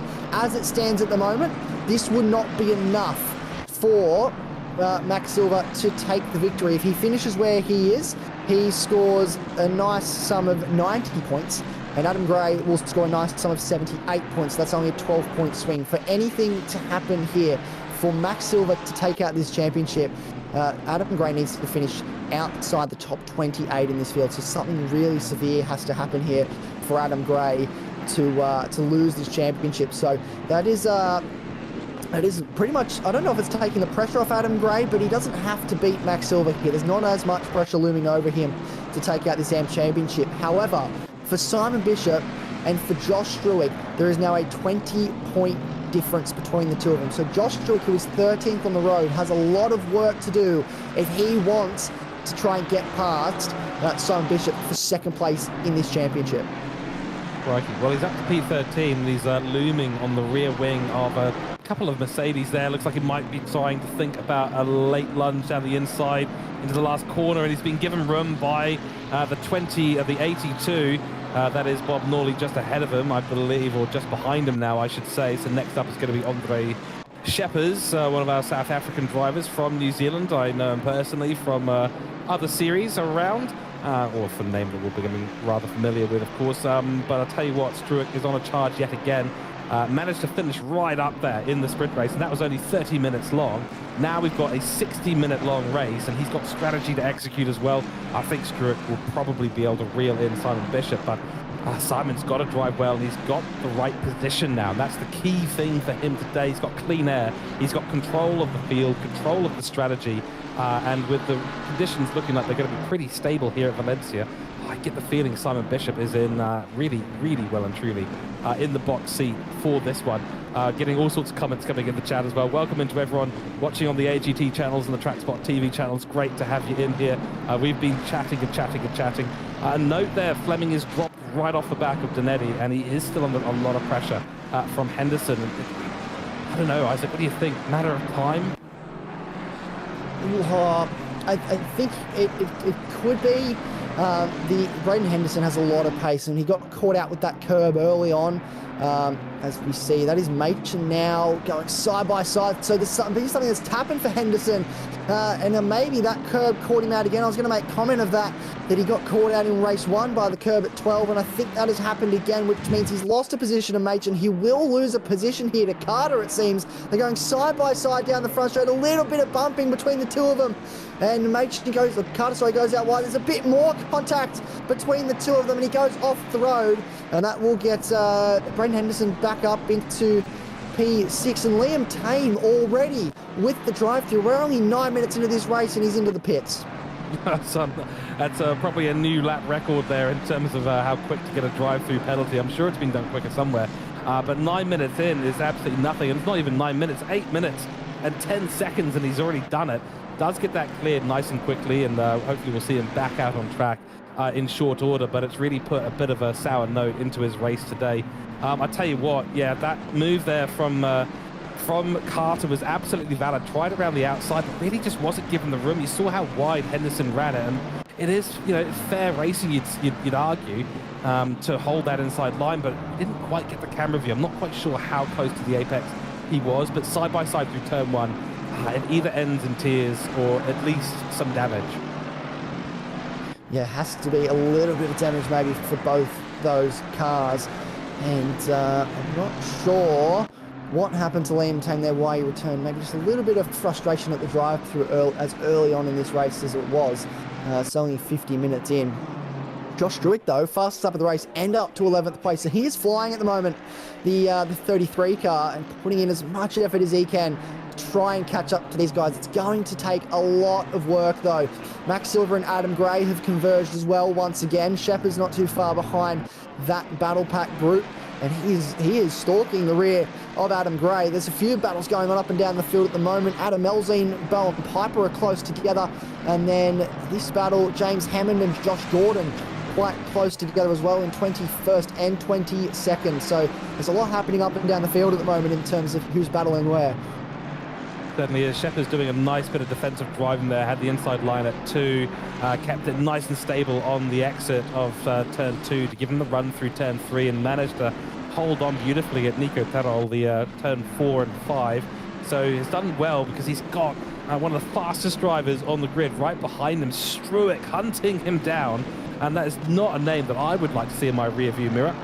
Probably not a name that Shepherd wants to see in his rear-view mirror, but he certainly knows he's going to have some really good racing on his hands. And if he keeps executing defensive moves like he did at turn 2, well, he is on for a brilliant bit of racing in the next few minutes. Brilliant bit of racing that is going to take place very soon. Make sure you do not adjust your TV, your phone, your tablet, your computer, whatever you are watching on at home. Make sure you do not look away, because this battle is about to come alive. Shepherd is chasing down, he's being chased down, I should say, by Josh Struick, and then Max Silver is not too far up the road. So the Defy Motorsports, Mercedes are about to have a very difficult time at the moment. Riley Nicholson as well coming through the field. Nathan Hutton into the pit lane. So that is early for the 47 car. Maybe trying to do what you were speaking about earlier, George, and just getting out of the way, getting some clear air early on. Yeah, this is what I tend to do. I mean, I had my best race result ever at Valencia in a very, very high-level league, as we've got some action happening. As Boyd and I believe Griffin, was that? It was Griffin, and that is them driving into the pit lane. So there was a bit of contact there at the final corner, a bit of drama in this race between these guys down the back of the field. Crucially, I'm noticing Wayne Tanner is ahead of Ian Stewart again, so that's big on this race. Liam Tame has retired, no longer in the server. Cannot see his name there. We're down to 32 drivers, so we'll attempt to get to the bottom of that for you watching along at home. But we are 47 minutes to go in this race, almost 15 minutes in, only a quarter of the way in. It is Simon Bishop from Matt Dernedde, and then Cameron Fleming starting to lose touch with this pack of the battle pack at front. Brayden Henderson and Nick Carter, though, still going out at 5th and 6th. And they're quite close together with Josh Green not too far behind. So we could see some close racing here very soon. Josh Green trying to bounce back after a difficult race one, difficult sprint race. He's got himself in a good position here, though. Certainly has. Looks like Henderson has managed to get the overtake on Carter, so split up the two forwards at the moment. Got a 2-second gap to Matchin, but Matchin is now 1.2 seconds behind Fleming now that we've got Henderson falling back. So I think it was Matchin that did make the overtake on Henderson. Henderson was the one pressuring Fleming all the way through. But just to finish my thought train from previous moments, my best race result was at Valencia in amongst some really top drivers, and it was as a result of a little bit of luck. A few of the top drivers did come together, but I executed the strategy, which is to pit early, get out of the dirty air. I was in this huge mid-battle pack, and I'll tell you what, Isaac, getting out of that dirty air, getting out of the danger and the risk, just allows you to get your head down, focus in on saving the tires and working the strategy, and usually, especially if you pit early, will pop you out in a really lovely part of the circuit. You can see, ladies and gentlemen, if you divert your attention to the track map, no, don't, because we've got collision. Oh, that's huge. That's both the Highland Motorsport Ferraris making contact. There's more cars making contact in the background. It's still going on. We've got yellow flags still happening. Cars strewn off the side of the circuit. Yellow flags are still out. Which cars are those? I'm trying to get a gauge. The 91, and I believe that is the 81 of Bowen Piper. And that is a massive incident between the teammates that's caused a chain reaction of cars making contact. Yellow flags left, right, and centre. And, oh, wow, that's it's going to cause more cars now to have to head back to the pit lane for damage repair. Certainly will be, yeah. So just as I was directing everyone's attention to the track map, I'm going to point out the run of cars who are just coming through the final corner, bottom right-hand side of your screen. Those are the ones that have pitted early, and so they've got this nice clean air out there, but certainly looked like the Ferraris and the Mercedes getting all collected. Piper was sort of in the middle of that, but it was definitely two Ferraris that were basically locking horns, unfortunately, or locking hooves, I guess, in this case. The prancing horses not facing the right direction as they headed through Martinez. So that's turn 8. It all came together. So another good opportunity there. If you get the run out of 6, you can often find yourself throwing it up the inside at Fichion, which is turn 7, and then diving up the inside onto the brakes into turn 8. Great place to overtake, but it hasn't worked out for them this time. So 3 cars involved in that. Might have been the 102. We've got Dan Wood is also pitting from P21, so may well be related to him. As on screen we see Horvath making his way through turn 7 now, and this is where that incident just happened. This is where it all happened. This nice camera angle. We saw cars making contact and going all over the circuit. Much nicer this time with only a couple cars rolling through. And just want to talk about that man in behind Horvath, Les Samwith.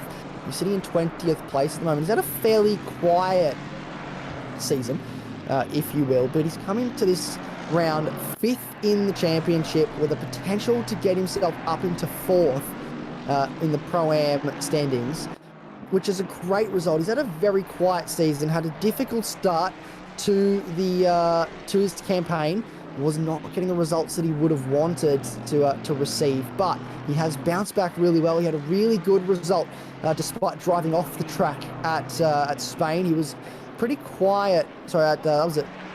What track am I thinking of? I'm thinking of Belgium, sorry.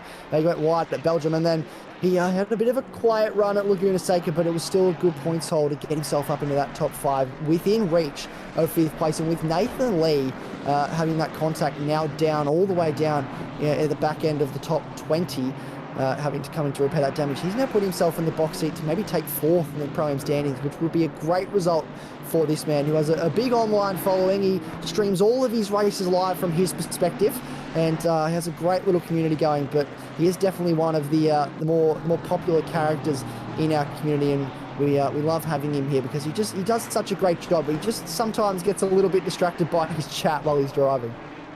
Well, that's just the bane of all Twitch streamers or YouTube streamers at the end of the day. I remember the first time I saw Les Sandwich out on track on a race I was commentating on. I kept calling him Les Sandwich. I don't know if it's something about how my brain works or if I was trying to be funny at the time. I'm not sure. So it's always stuck with me. Les Sandwich. And, if we see him ever at a French circuit, you know that I'm cracking that joke out at least once or twice more as we see a little bit of bouncing action, maybe a slight silent protest to my mispronunciation of his name. But Ferrari around here, tricky car to really wrangle in. The setup's not easy to do. Yes, it's MR. You'd expect it to be sort of similar pace to the McLaren, and some drivers can't get it there, but you end up with a very, very loose rear end, and they usually like to have a higher TC setting on the Ferrari for most tracks, but here you need to run it low. Yeah, you need to keep it super low, and it doesn't really favour the curves well when you do that. The ride height. But speaking of ride height, you can look how low these BMWs are sitting as well. Nothing really favours the curves at this circuit, because to extract any of the pace out of it, you need the car as low to the ground as possible to get the aerodynamics to really take effect, to help these cars flow through the corners. And these two, yet again, we are at a season finale. We are at a longer race. This is a 1-hour race, season finale, final round of the season. I'm getting flashbacks to last season when Simon Bishop was in the lead, Matt Dernedde was right behind him, line astern, and hopefully we see a different outcome. We've seen this at Spa as well this season, George. These guys, again, are just inseparable, and look at how close they are as they run down the front straight. He's got the lights flashing as well, just to add to it. Oh, I don't know if he's doing a Fernando Alonso and watching himself on the stream that is inevitably being broadcast on the side of the racetrack for the 65,000 crowd that we have here digitally. But that was a great run through the final corner. Got a really good wide line entry. Released the brakes beautifully there by Matt Dernedde and allowed him to sweep in and try that. It's a little bit of a cutback. It wasn't a full cutback. He just slotted in behind Simon Bishop and just put the power down. But, equal machinery, there was probably very little chance he was going to have a good nose or so, or even half a car in front of Simon Bishop as he rolled into turn 1. And he stayed close this lap. So the question is, as we come into turn 8, is there going to be a bit of a lunge? I don't think Matt Dernedde is the risk-taker type. Matt Dernedde is not necessarily the risk-taker type. He likes to bide his time. We saw him. He will take a risk when he needs to. We saw that at Spa. If he needs to dive down the inside to make that last-minute pass, that last lap pass, he will do it. But he just likes to try and force people into mistakes. Simon Bishop, he's not one to make too many mistakes, though we've seen a couple from him this season. It's been a little bit out of character from him. Maybe he was just getting a little bit comfortable behind the wheel of this car. We know he's probably looking for a challenge next season, as is Matt Dernedde. There's a car change on the cards for the CP Motorsports, and what car will they pick? I don't know, but we do know, as a result of that interview earlier today, that it is unfortunately for you, George Cook, not the McLaren. I have heard that the Aston Martin has been floated around, the return to the Aston for Matt Dernedde. The Ford Mustang is also being floated around, the Ferrari. I think he's just going to throw every single car out there and then just see if something sticks. Maybe a magic 8-ball somewhere in there, or a roll of a 20-sided dice. We'll see. I mean, it'll be interesting to see what he wants to use. Obviously, Matt Dernedde has a big attitude towards learning, in a good way, I should clarify. So obviously he'll be keen to jump into a new bit of machinery and see what he can do with that. And I think that's one of the great things, when you're learning how to drive. That's a wide line for Simon Bishop, and this is getting really, really close between the two drivers. The flashing indicating, of course, that he's going to try a bit of a send. Simon Bishop brakes late, goes deep into turn 8, and now they'll get this run through 9-10. So yeah, turn 8, unlikely place to be doing a lunge unless just side by side through Nieto turn 6 as you come out onto that back straight. But I tell you what, it's that learning attitude. If you want to learn how to drive, your best bet is to drive lots of different cars. Some people will say, choose one thing, stick with it. And, you should do that. If you're just getting into sim racing, stick with one car for a period of time. Do your research, get familiar with how things are set up, but then start to diversify, because it really brings things together. And that's what Matt Dernedde has been really good at. Same as this man in the screen, Max Silva. These guys started with what they knew. Matt Dernedde with the Aston Martin, Max Silva with the Ferrari. And then coming into this season, they've just been able to adapt, learn different cars. Max wanted to challenge himself for his first full campaign in AGT and run something that was fast if you got it right and was rewarding. As Riley Nicholson now has a drive-through as well. So the drive-through is starting to come.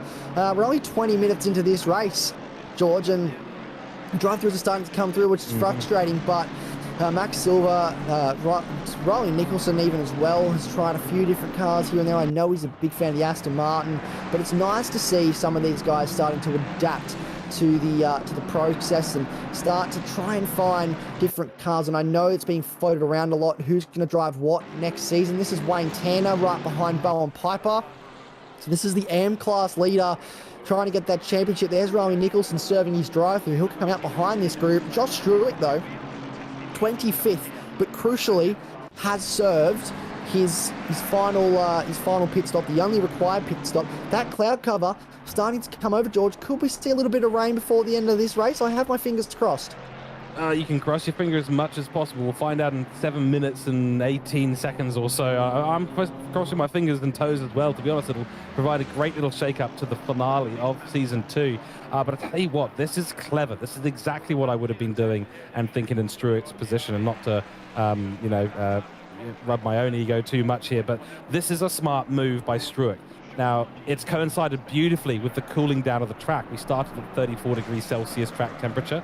Now we're at 31. The cloud cover has come over. So doing the long stint at this point is good, because you're going to get cooling temperatures, which means the grip is going to be minimized. The grip loss, I should say, is going to be minimized towards the end of the race. If it was going to be 34 degrees Celsius burning hot all the way to the end, well, then the longest strategy, when you pit early and go for a second longer stint, it starts to really fall away from you, and it puts you in a position where any kind of undercut that you're attempting sort of neutralizes itself at the end of the day.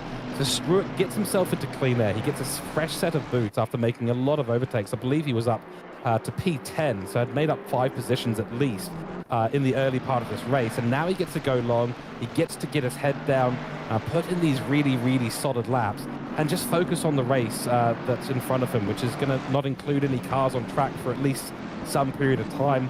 He'll be out there for the entire rest of the race, so about a 42-minute stint or thereabouts. It's a long time to be on those tyres, especially in the Mustang as well. The Mustang likes to chew through the tyre. So if you can drive it correctly, you can look after it. I know I've done long stints on a Mustang tyre where the tyre can hold on quite well, as we see a bit of a change of position there between these guys on screen. But you need to just be sort of open and aware of what the tyre is doing, how much it's working, because if you overwork it too quickly, get too much heat, too much pressure in them, you will just burn through that grippy surface that it has on it, and then all of a sudden you've got no tyre left. So I know Josh Struick is a very seasoned operator. He's great at looking after a tyre, and that is what he'll be trying to do at this stage of the race, just to make sure that he has something left when he gets to the end. But you've got to do something in order to catch these guys at the front. You've got to be different somehow, and this is what he's doing to just try and separate himself a little bit, because these two are just pushing each other along at the front at the moment. We've got Max Silver, though, closing up on Josh Green, so sitting 7th and 8th on the road at the moment. Max Silver, he will want to try and get as many positions as he can. He's still not doing enough to get that championship over Adam Gray, but he will want to do everything he can, because if something happens to Adam Gray, the higher Max Silver is, the better off he'll be for trying to take that. Yeah, and look, this is why the undercut is so strong at this track. What you want to be doing is getting clean air, running in the dirty air here. I mean, it's basically a circuit that is full of low and medium speed corners. So you're really leaning very heavily on the aero as we see a Mercedes taking a stage right exit and the stage left re-entry. Very interesting move there. I think that was Shepard's. So you really want to be focusing on what you can do with an undercut. I'd be very surprised if we didn't see Simon Bishop maybe pulling the trigger first. Matt Dernedde could have a stroke of genius here and do the same. But a couple of extra laps when you've got that clean air, if they can time it right and come out when there's no cars around, you can really find yourself with a big, big advantage. We see there, Isaac, your team is peeling off into the pit lane, as is a Mercedes. So they're going to be jumping into the pits. It's going to be Henderson. And who else was it? I can't actually see that on the track map. There it is. We go. Boyd in the pits. We've also got Griffin, who's been sitting in there since the beginning of the race. Not quite sure what's happened there, but he's been in there for 9 laps or thereabouts. And Lee as well. So technically speaking, a 30-car race at the moment on track. And the pit stops will start to feed in now. I get the feeling that we'll see... I think it'll be Simon Bishop pulling the trigger early. I think it will have to be. I feel like I'm getting deja vu from the last round last season, where I spoke about how if Matt Dernedde wants to win this race, he needs to undercut Simon Bishop. The undercut here will serve him well, and he needs to do it soon. If he just follows Simon Bishop in, or he overcuts, it will not yield him the result that he thinks the result that he will want. If he wants to win this race, he needs to undercut, and he'll need to pull the trigger soon, because Simon Bishop, he won't wait. He'll just do it as soon as he's ready. He won't say, oh, I'll wait for Matt Dernedde to go first and then I'll go into the pits. He will go as soon as he is ready. So Matt Dernedde needs to pull that trigger soon.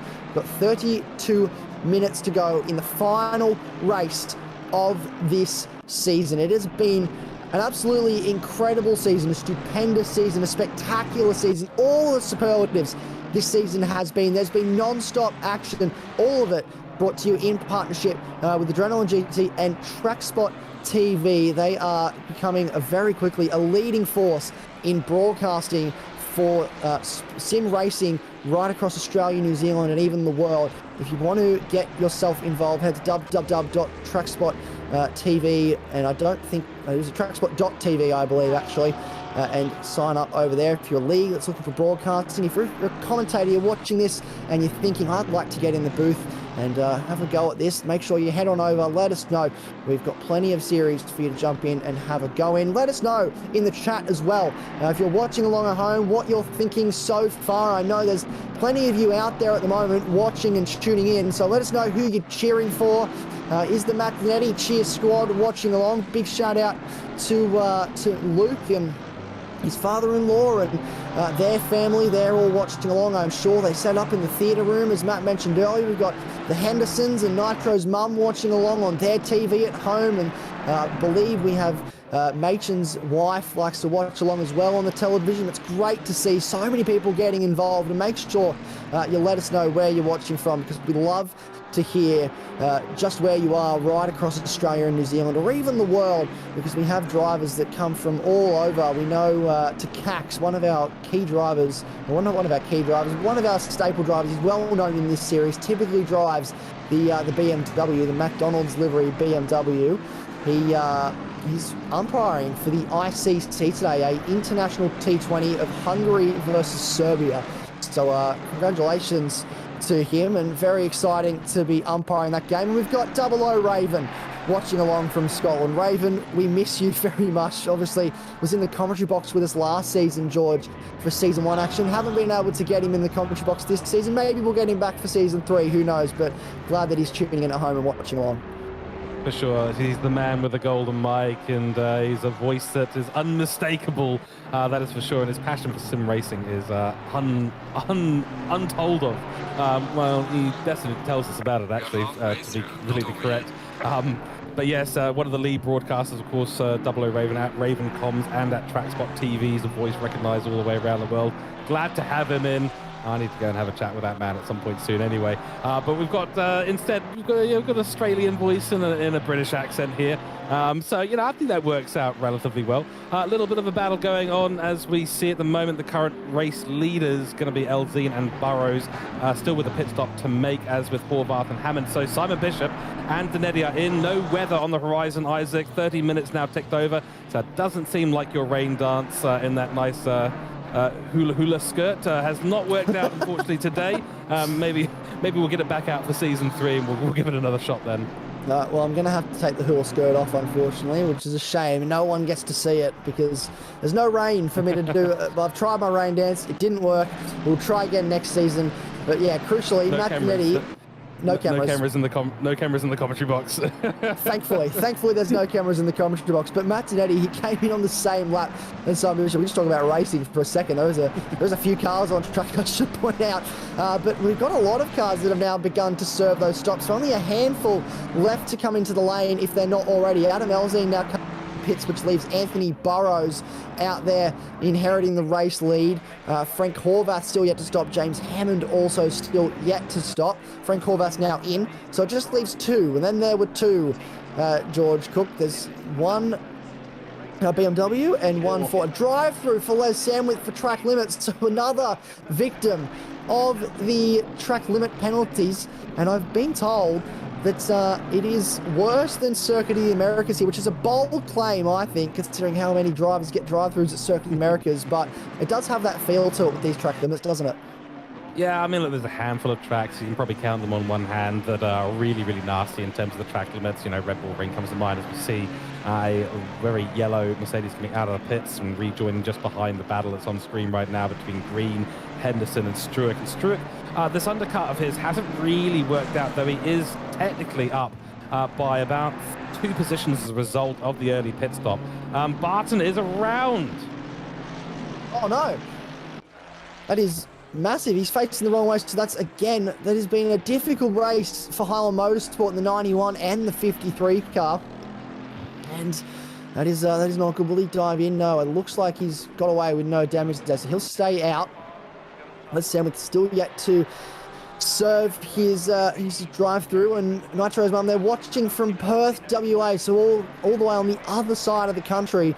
Feels like so far away when you look at the distance to get there, but yeah, they're loving the live stream and the fantastic commentary, even if it's competing with F1s, and we're honoured that you're choosing us over the F1 if you are, because there's probably some action going on over there at Zandvoort, but there's plenty of action happening here at Valencia at the moment. There's non-stop action here happening at Valencia, and Double O Raven has said that there's no competition. This wings all day long and twice on Sunday. Yeah, that's right. I mean, look, we may aspire to be Formula One here in the commentary box at TrackSpotTV. We set our targets in amongst the stars, or shoot for the moon is what they say, because you'll land amongst the stars. That's the way it is, I think it is. But yeah, look, I mean, I saw the notification come up on my calendar saying, oh, the F1's on, here we go, move from the 47, but the big defense from the Ferrari. But I tell you what, it's just practice. So, I think we're just going to be seeing a very dull sort of practice. It'll still be interesting, of course. The guys there, so much information, so much history and legacy at Formula One. But, you're building that up here at AGT as well. Second season, only 73 more years to go before you catch up to Formula One. Only a few more years to go. It's easy. We'll just crank out a few more seasons, and we'll be right there up there with them, I'm sure. But no, it's been great. Josh Struick, though, I've just noticed, up to 10th place as well, so he is still on a charge. And those tyres, wondering how much life they have left in him. He's not too far away from Craig Henderson. Certainly is. I think this will still work out. From the track is continuing to cool, overcast conditions. You see the wind is picking up a little bit. That's not going to affect most of the drivers, only 2 kilometers per hour. But 30 degrees Celsius now on track, 26 ambient, and this will start to slowly swing back towards Struick's way. But Henderson is no slouch. He's not going to let the name behind him put any extra additional pressure. He's just got to focus on his own race. A few mistakes in the 30-minute for Henderson in the 877. And I'm sure he's thinking to himself, look, I just want to have a clean race. I just want to not make these same mistakes. And that'll allow him to get a really clean and calm mindset. If he keeps that mindset, well, Stewart with older tyres is going to present pretty much no challenge. So let's see what happens. 0.8 of a second is the gap at the moment. So we see the Ferrari pull out of the way of our two leaders who are going to retake the lead very, very soon in this race. 0.5 seconds is the gap. And you know what? I think there might just be a super magnet on the back of Simon Bishop's car and a super magnet with the reverse poles on Dernedde's car, something like that. But I don't know what it is. Maybe it's the apple. Is Simon Bishop staring at the apple that Matt Dernedde has mounted in his front windshield? It could be. I don't know. Maybe he's distracting him. Maybe he was flashing the lights earlier. So maybe he's just trying to throw Simon Bishop off a little bit to keep him distracted. But these guys have been inseparable. We have a poll up now for driver of the day. It only gives us 4 options, so we've tried to pick some of the standout performances from today. We've got Simon Bishop, who currently leads this race. We've got Matt Dernedde, who won the first race in a second. Remember, Simon Bishop had that brilliant comeback drive in the first race as well. Josh Struick, who drove through the field to finish second and currently sits 9th. And Max Silva, who won the Pro-Am class in the first race and is sitting in that position at the moment, doing everything he can to try and take out that Pro-Am championship. So get your votes in. If there's someone else you think it should be, let us know in the chat, because we'd love to know. It only gives us 4 options. We can only pick 4 drivers. It was super hard just to pick 4, but let us know who your driver of the day is. Vote for one of them, or let us know someone else in the comments. Now, this man on screen, though, Bob Norley, he's also had a very strong performance today. He's chasing down Sheppers at the moment, and he's had a difficult season, an up and down season. He was in the box seat but missed the TrackSpotTV challenge at Bathurst. Didn't finish at the Nordschleife after a difficult race, which meant he also scored no points there, which set him back in terms of his championship. But he still finished 3rd in class, which I think is an incredible effort. Certainly is, and he's got Sheppers ahead of him. Looks like he's taken a few good lines at the moment, looking after the tyres nicely. Through 5 we go, and now down towards turn 6. If he gets the braking zone here right, as we see Sheppers, so that is the Aston Martin that is blue flagged ahead of him. I think that might have been Gordon. He'll be moving out of the way in short order, I'm sure. Sheppers taking some really nice lines, though, as well. So between him and Norley, they're both driving really comfortably at this stage of the race, and it might get a little bit more heated as we head through the last 22 minutes. Still a little bit of time for Silva to escape the clutches of Norley and Adam Gray. 3 seconds is the gap between Norley and Gray at the moment, but it's what position, how many positions they have between them that is really going to count. And as you said before, if things are staying as they stand right now, Sheppers having a big moment on the sausage at turn 12. Whoa. That was heart and mouth stuff. I could feel the change of pants required, change of race suit required for Sheppers as he went over that sausage curb and almost lost the car. He's done well to catch that. I am noticing Burrows, Gordon are quite close to Hutton at the moment. So 16th, 17th and 18th, they're pretty close, fighting over a bit of real estate through the final corner.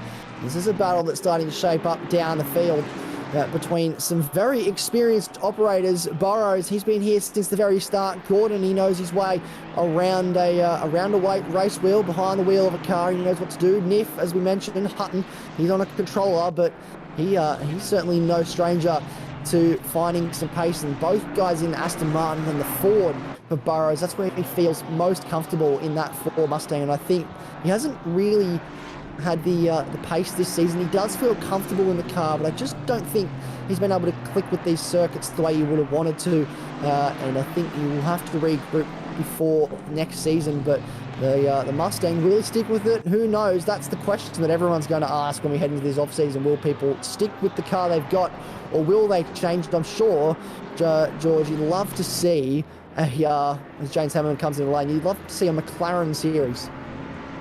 Oh yeah, give me one make McLaren series any day of the week. I'll be absolutely happy for that. Machin is actually still doing relatively well, though he's got Carter right on his rear wing. So this is going to be a bit of a scary moment for Fleming. He will actually retake 3rd position.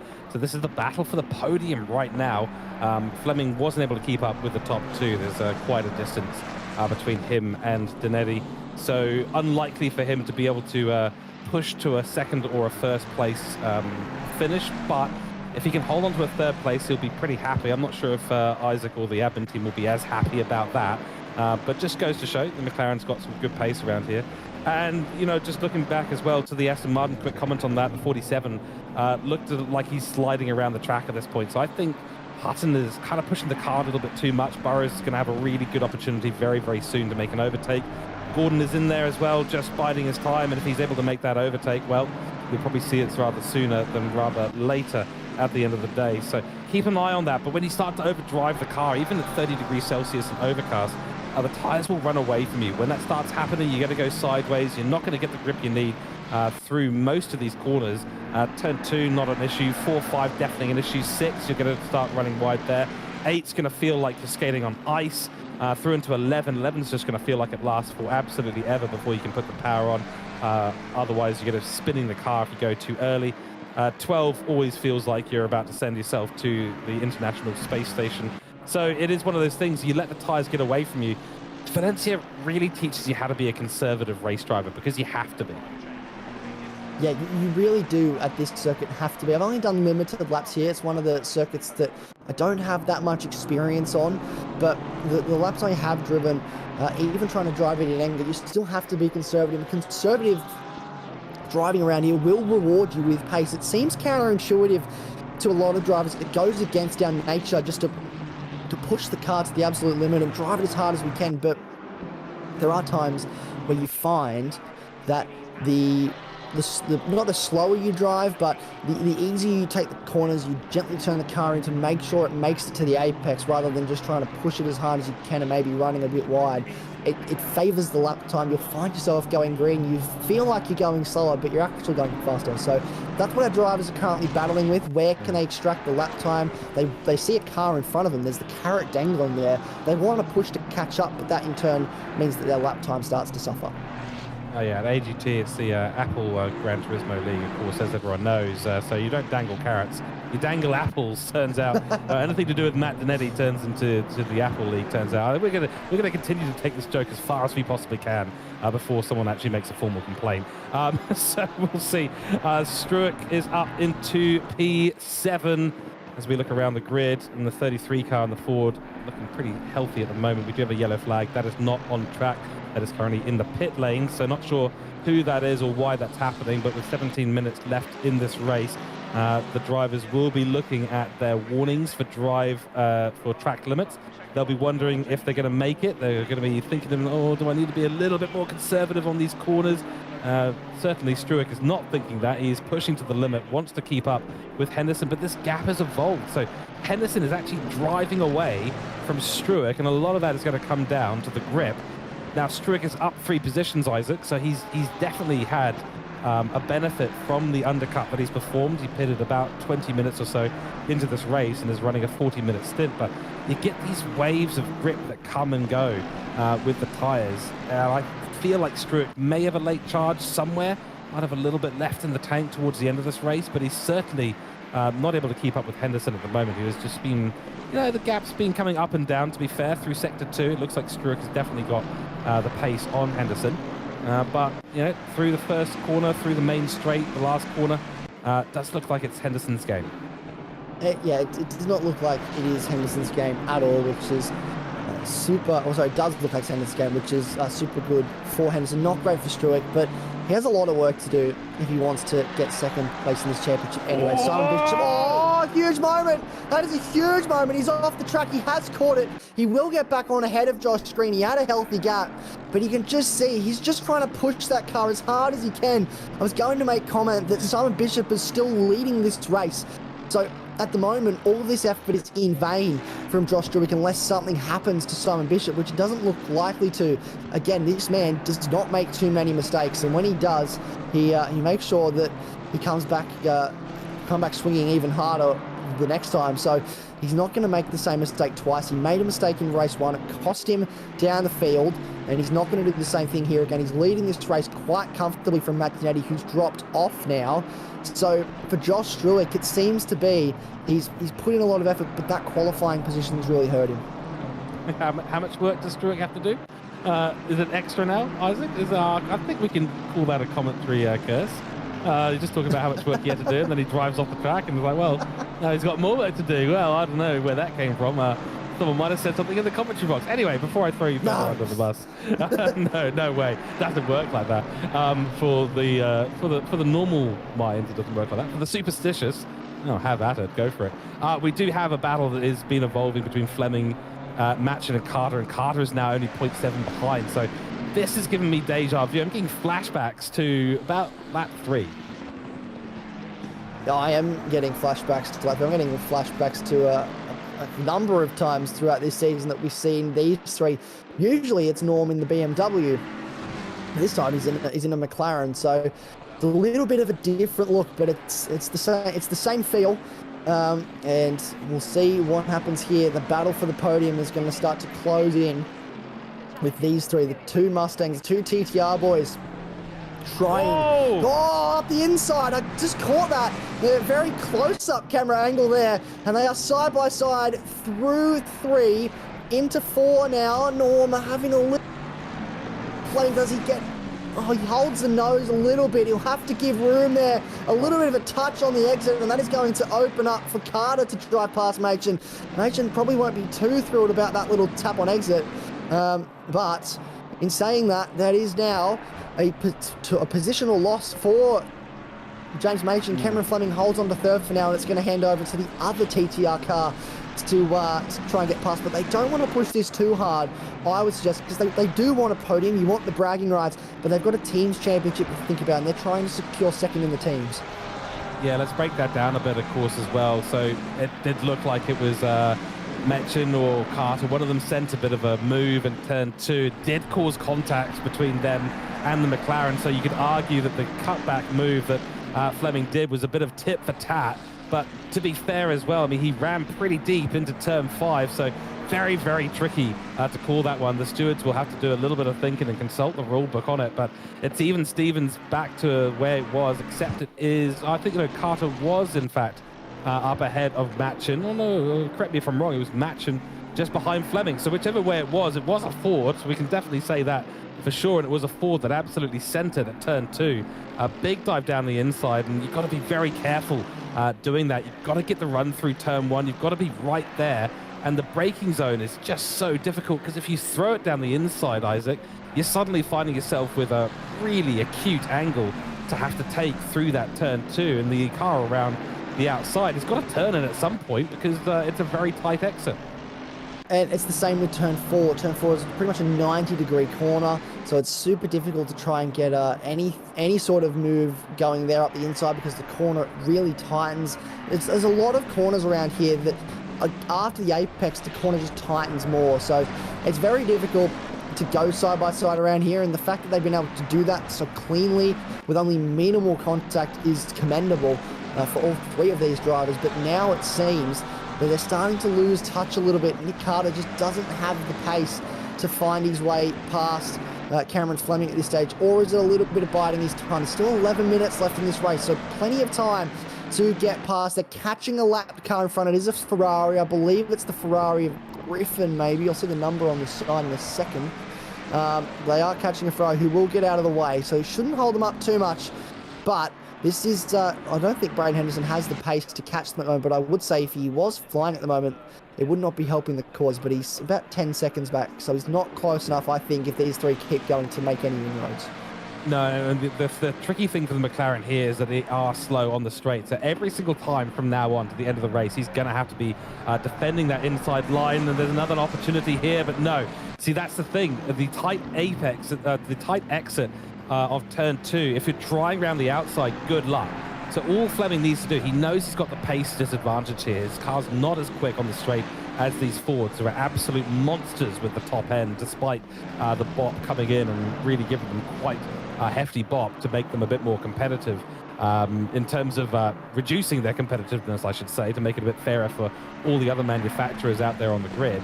The McLaren still suffers with its top speed, and you can adjust for that, but at a circuit like this, you ramp it up for maximum downforce. That's why you're seeing Fleming so quick at the apex. That's why he pulls away from these guys, and the gap goes from, it was basically zero gap into turn 2, now finds its way back up to half a second as we go through the infield section.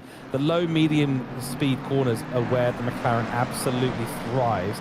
And then as long as he gets a decent enough run and doesn't have a Ford side by side with him into the entry of turn 1, the first left-hand kink, then he should be pretty safe. But it looks like a good run for Carter this time, but I'm not sure if it's going to be enough. No, I'm not sure if it is either, and it's going to be difficult to try and make a move onto turn 1 because you've got, until this point just here, you've got a yellow flag out. So getting side by side on the front straight is very nerve-wracking, because if you do go alongside, the game will penalise you if you drive past them under yellow flags. So you've got to be very careful of that. This game is very strict. The stewards do not mess around. Adam Gray, though, he's closing in on the back of Sheppers, I'm noticing as well. So we've got this battle going on for the back end of the podium. But the back end of the Pro-Am podium is also just as much alive. Adam Gray within a second of Andre Sheppers, 11th and 12th on the road. But this will be crucial for Adam Gray. He's doing well at the moment, doing what he needs to do to take out this Pro-Am championship, but it'd be nice to get a podium to go with it. Yeah, again, the Fords grace the presence on our screens, and Ford is a strong contender around here. Some have been able to extract the pace, and looks like the 30-30 strategy, the two equal stints of equal length, is going to benefit the Fords more. As he said earlier in the stream, Isaac, they burn up their rear tyres. They're not great on that side of things, even with the weight reduction that they have been given as part of the balance of performance. That's the bop that we were talking about a few moments ago. And the Mercedes advantage is going to be just launching that front end into these corners and just pedaling down and running away with it.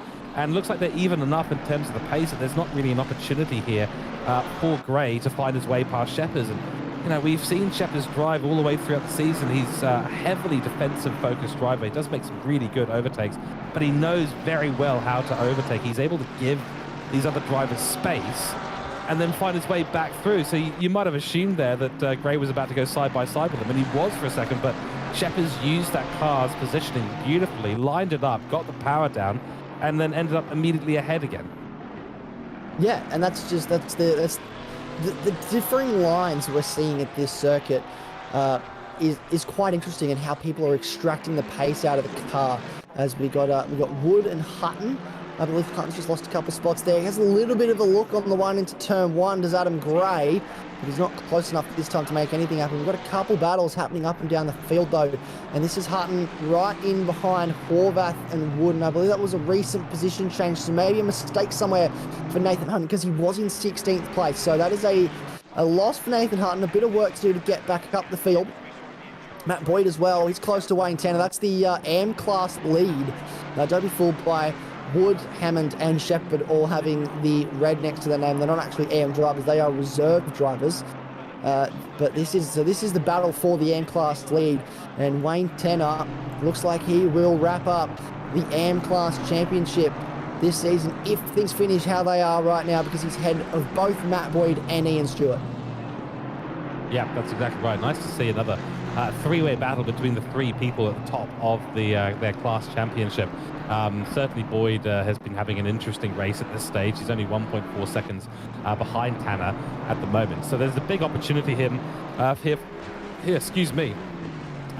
at this race, and I'm sure you'll be proud as the owner of Fogarty Motorsport to see your car end up in a good position. There's certainly a P2 is on in terms of class, so it'll be P3 in terms of class finish. Is it Shepherd and Hammond? Correct me if I'm wrong, those are not AM class drivers. These are the top three. Correct. These are the top three. So Matt Boyd, he's a brilliant driver. He has struggled a little bit this season with car setup. Hasn't gone the way he would have wanted it to, which is disappointing. I am unfortunately disappointed to confirm that Fogarty Motorsport, as we know it, will not be returning to the grid for Season 3. It will look quite different when it comes back next season. I don't think Fogarty Motorsport will be the name of the team. So it'll look very different, but which is a shame because we had such a great Season 1, and it's been a strong Season 2 for our junior drivers, our end drivers, if you will, but with no flagship team, it has sort of just changed up a little bit and meant that we've had to revisit the structure and relook at how we run that team. And so something is in the works, but it will not be Fogarty Motorsport as we know it. But this battle, he sort of fell away a little bit, Matt Dernedde, for a while there from Simon Bishop, but he's just started to close back up towards the end of this race. Will it be called the Novocations Incorporated? Anyway, before I completely derail this conversation. Yeah, exactly right. We're hiring Nick Cartasso. Yeah, that's right. We'll call the team the Sput. Spots. That'd be classic. Yes, the battle continues, but look at this. Fleming has pulled 2 seconds on Matchin, who's got ahead of Carter. Yeah, there you go. So that is a positional change for these two, and now they've lost contact with that third place. The podium with 4.5 minutes to go seems to not be a reality for these two anymore, and so now it will be sheep stations who can finish ahead. Bragging rights within the team. They're in a voice chat together. They'll be chatting away, and who can finish ahead out of the two TTR Westside boys to finish off this season. They should wrap up second in the team's championship, which will be a great result for them. Make sure, if you haven't already as well, get your votes in for Driver of the Day. We have 6 votes in. If there's someone in that poll, which is Simon Bishop, Matt Dernedde, Josh Druick, Max Hill, if there's someone in there that you think should be in there, there's someone that's not there that you think should, put it in the comments as your vote. Let us know who you're thinking, because we'd love to know. We'd love to get everyone's opinion on who their driver, their ultimate performer has been today. Shepard's having a little bit of a look at Adam Gray now, so this battle is going on as well. This is for the back end of the Pro-Am podium. The 22 car said he was 22 tenths away, and I think that is the positional change. So Adam Gray is now past Shepard's up onto the podium to give himself even more points in this race to lock down that Pro-Am championship, but it's not done yet because Shepard's is still right with him. Certainly is, and there might be an opportunity into the final corner here as we head through 12 and 13. The inside line going to be strong, and that's very deep on the brakes for Andre Shepard. He's pulled it up beautifully at the apex though, but he's going to get a bit of a compromise run through the last corner, and I think you'll find that Gray will have the power to maybe make another maneuver either into turn 1, which you don't want to do at the moment, or turn 2. Yeah, does think better of it. That's the smart thing to do, and he's going to have the opportunity here. A bit of a wide run for Shepard. We'll see what's happening on track once they get through turn 2. Oh, they're so close on track. They are so close at the moment, but I think Shepard just has the upper hand through this middle bit. He's just able to get more rotation out of the car. A drive through for Nathan Lee. But yeah, just more rotation for Shepard, which is favouring him in this middle sector.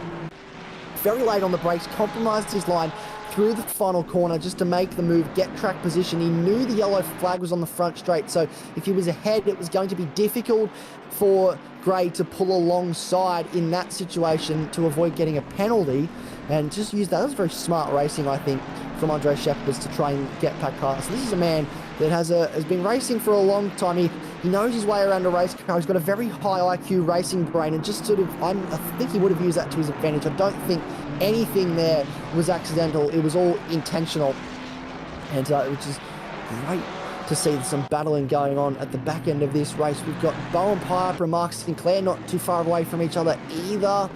They've gotten past. So Bowen Piper up to 20th place, Mark Sinclair, or 21st place, sorry, and Mark Sinclair back to 22nd.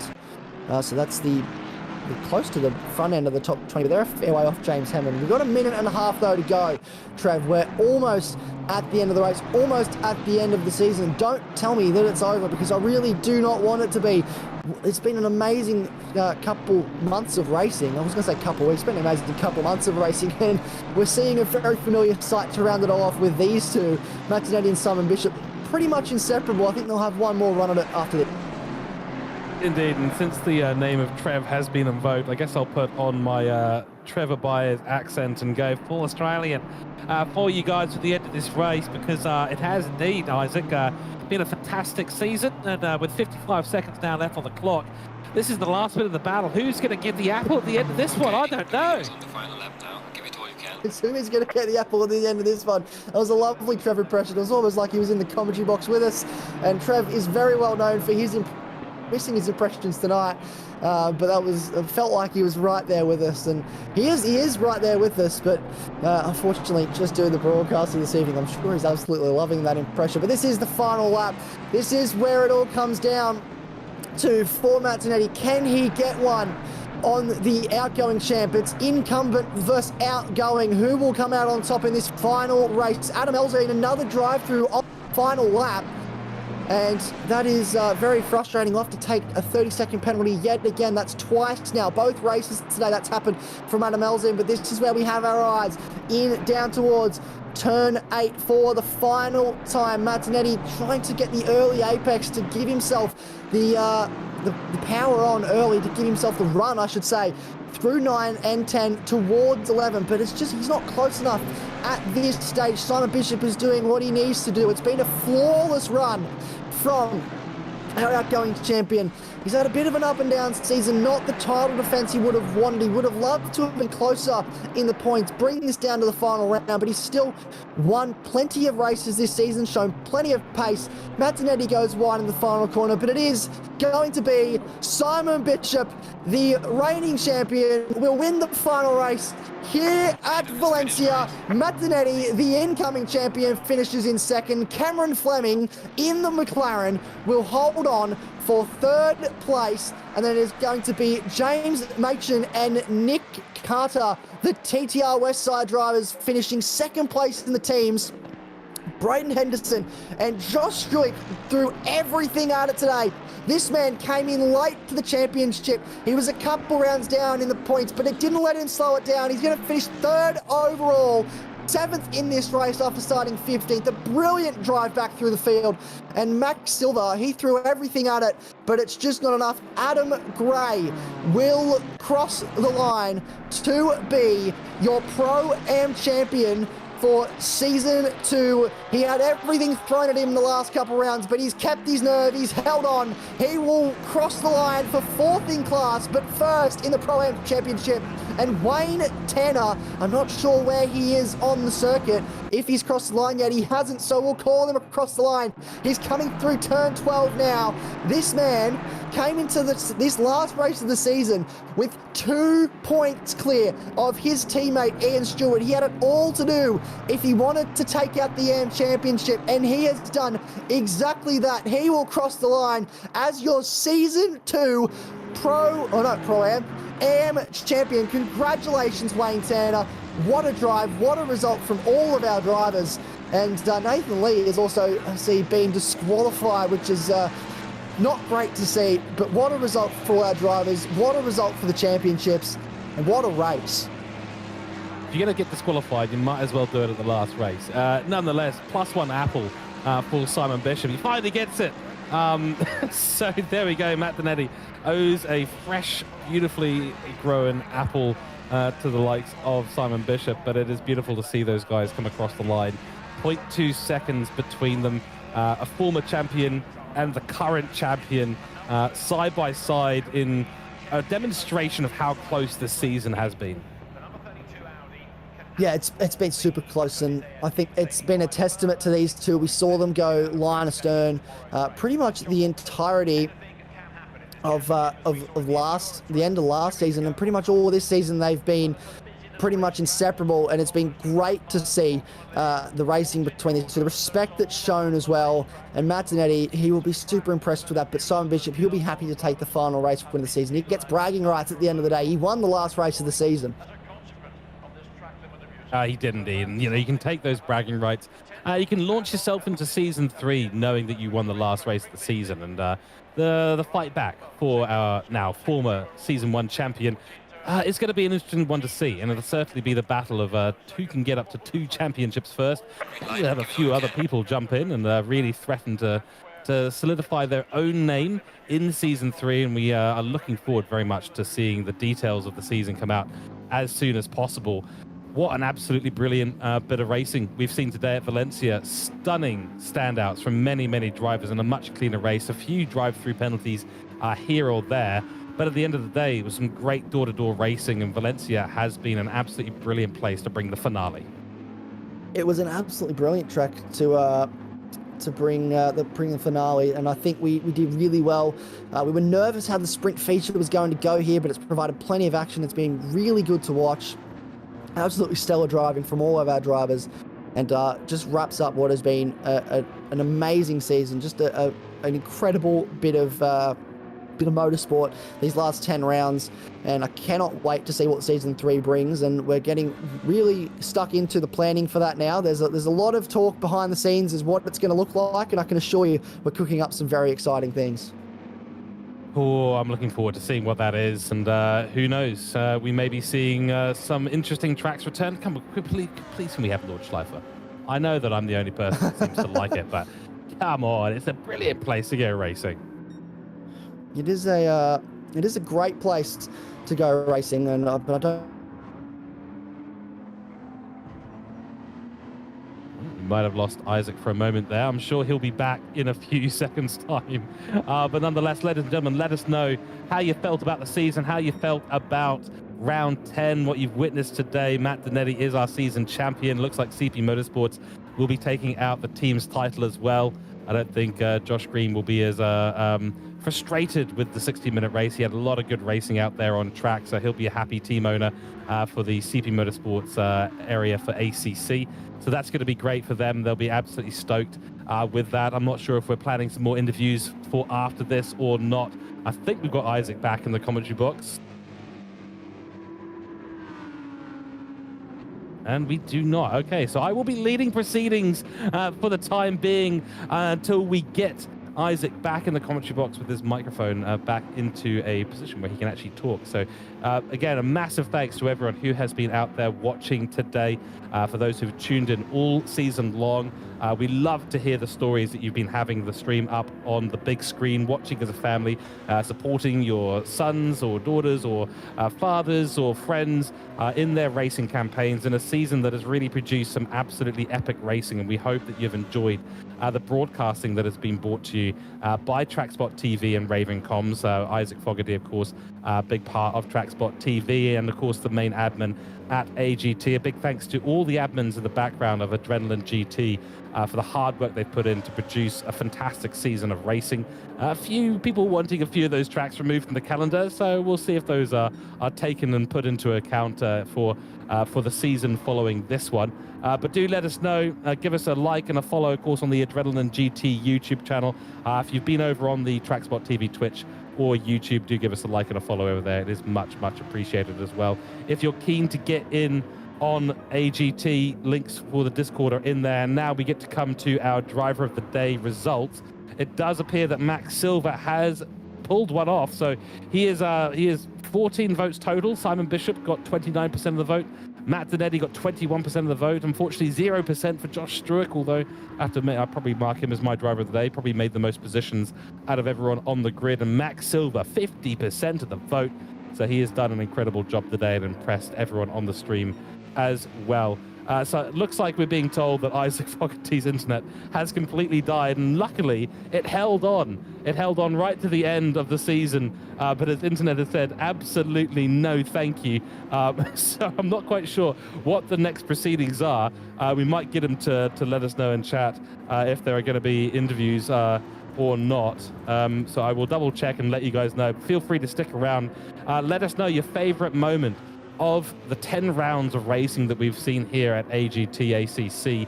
What was your favorite moment? Was it in the last race that we've just had here? Was it at Bathurst? Was it at Austria? Was it at Silverstone? Tell you what, that Silverstone race, I watched that and it was absolutely fantastic. So let us know in chat what your favorite part of the season has been. Reading out a few comments here. We have had Clayton chiming in and saying, thanks for your efforts, Foggy. Another stellar season. We might have to crowdfund them some better internet. Aussie Sim Racing 97 saying, well done all. Stone Harbour jumping in and saying, best results, woohoo! Yes, and big congratulations to yourself. Clayton's also saying, well done all, congratulations to the winners. TrackSpot TV say, congrats to all the drivers. What a season. Nitro Racing jumping in, saying, well done, everyone. Thanks for an awesome season. Thank you for driving in the season as well. Duster coming into chat as well, saying, congrats, everyone. Awesome season. Absolutely loved it. Duster also saying Spain, a favorite race, Valencia, favorite track. There you go.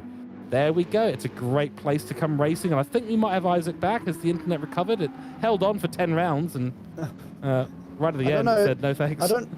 I don't know how this sounds. I'm hotspotting from my phone currently, which is arguably worse than the internet connection I had. But I don't know what's happened. Optus has said no more internet for you. Dear. It luckily it gave up at the end of the race. Well, I was going to say, like, it held on for 10 rounds, and right at the end of the season, it said, right, well, that's it. I've given you all I can give you, Isaac, and now I'm going. Bye. Nitro's mum in chat as well, who's been a staple talking point of the season, saying, awesome season of racing. Thank you all, and congrats to the winners with the checkered flag. Thank you very much for watching as well. We look forward to seeing you return to watching in Season 3 and all the other AGT broadcasts that are coming up as well. Wayne89 also saying, well done, everyone. So a whole bunch of comments in the chat. Isaac, everyone's loving it. Lots of likes coming on through. And thank you all, everyone, for tuning in. It's been brilliant.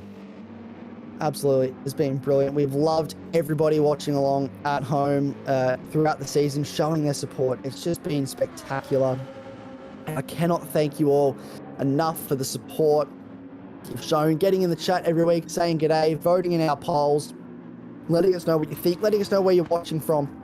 Been brilliant, and I know for a fact that Trev really appreciates it as well. Big shout out to Trevor Byers. It's been an absolute pleasure sharing the commentary box with him this season.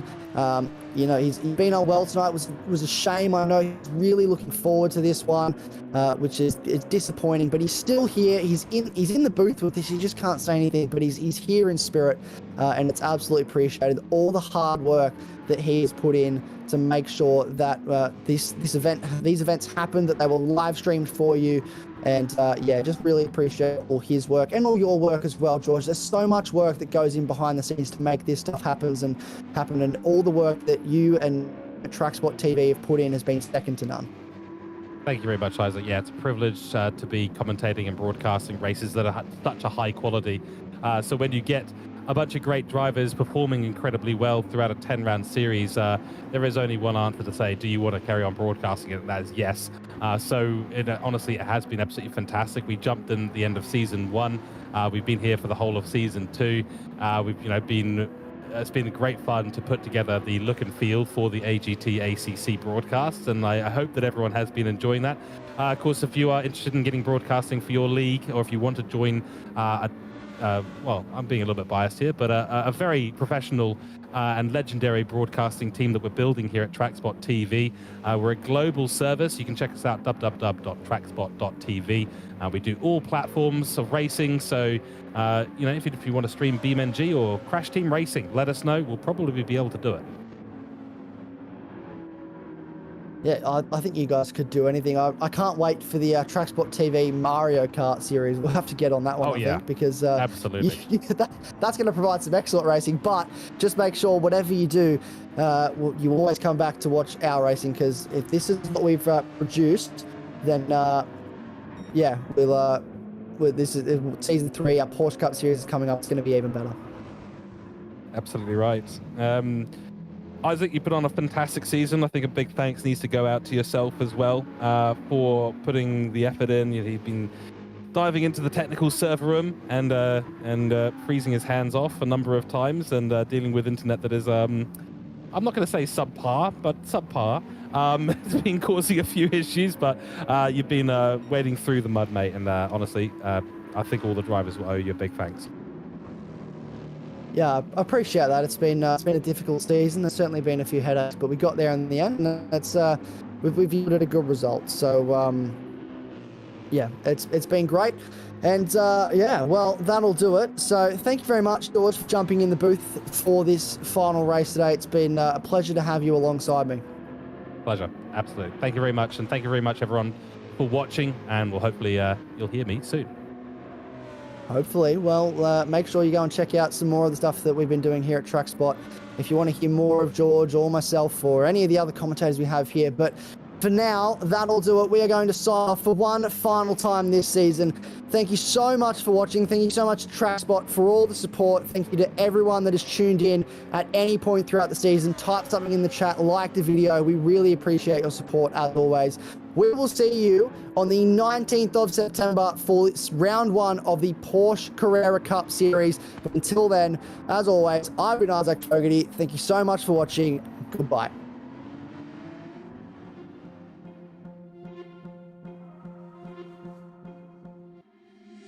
Been trying to change what I've been trying to say. Words don't come straight.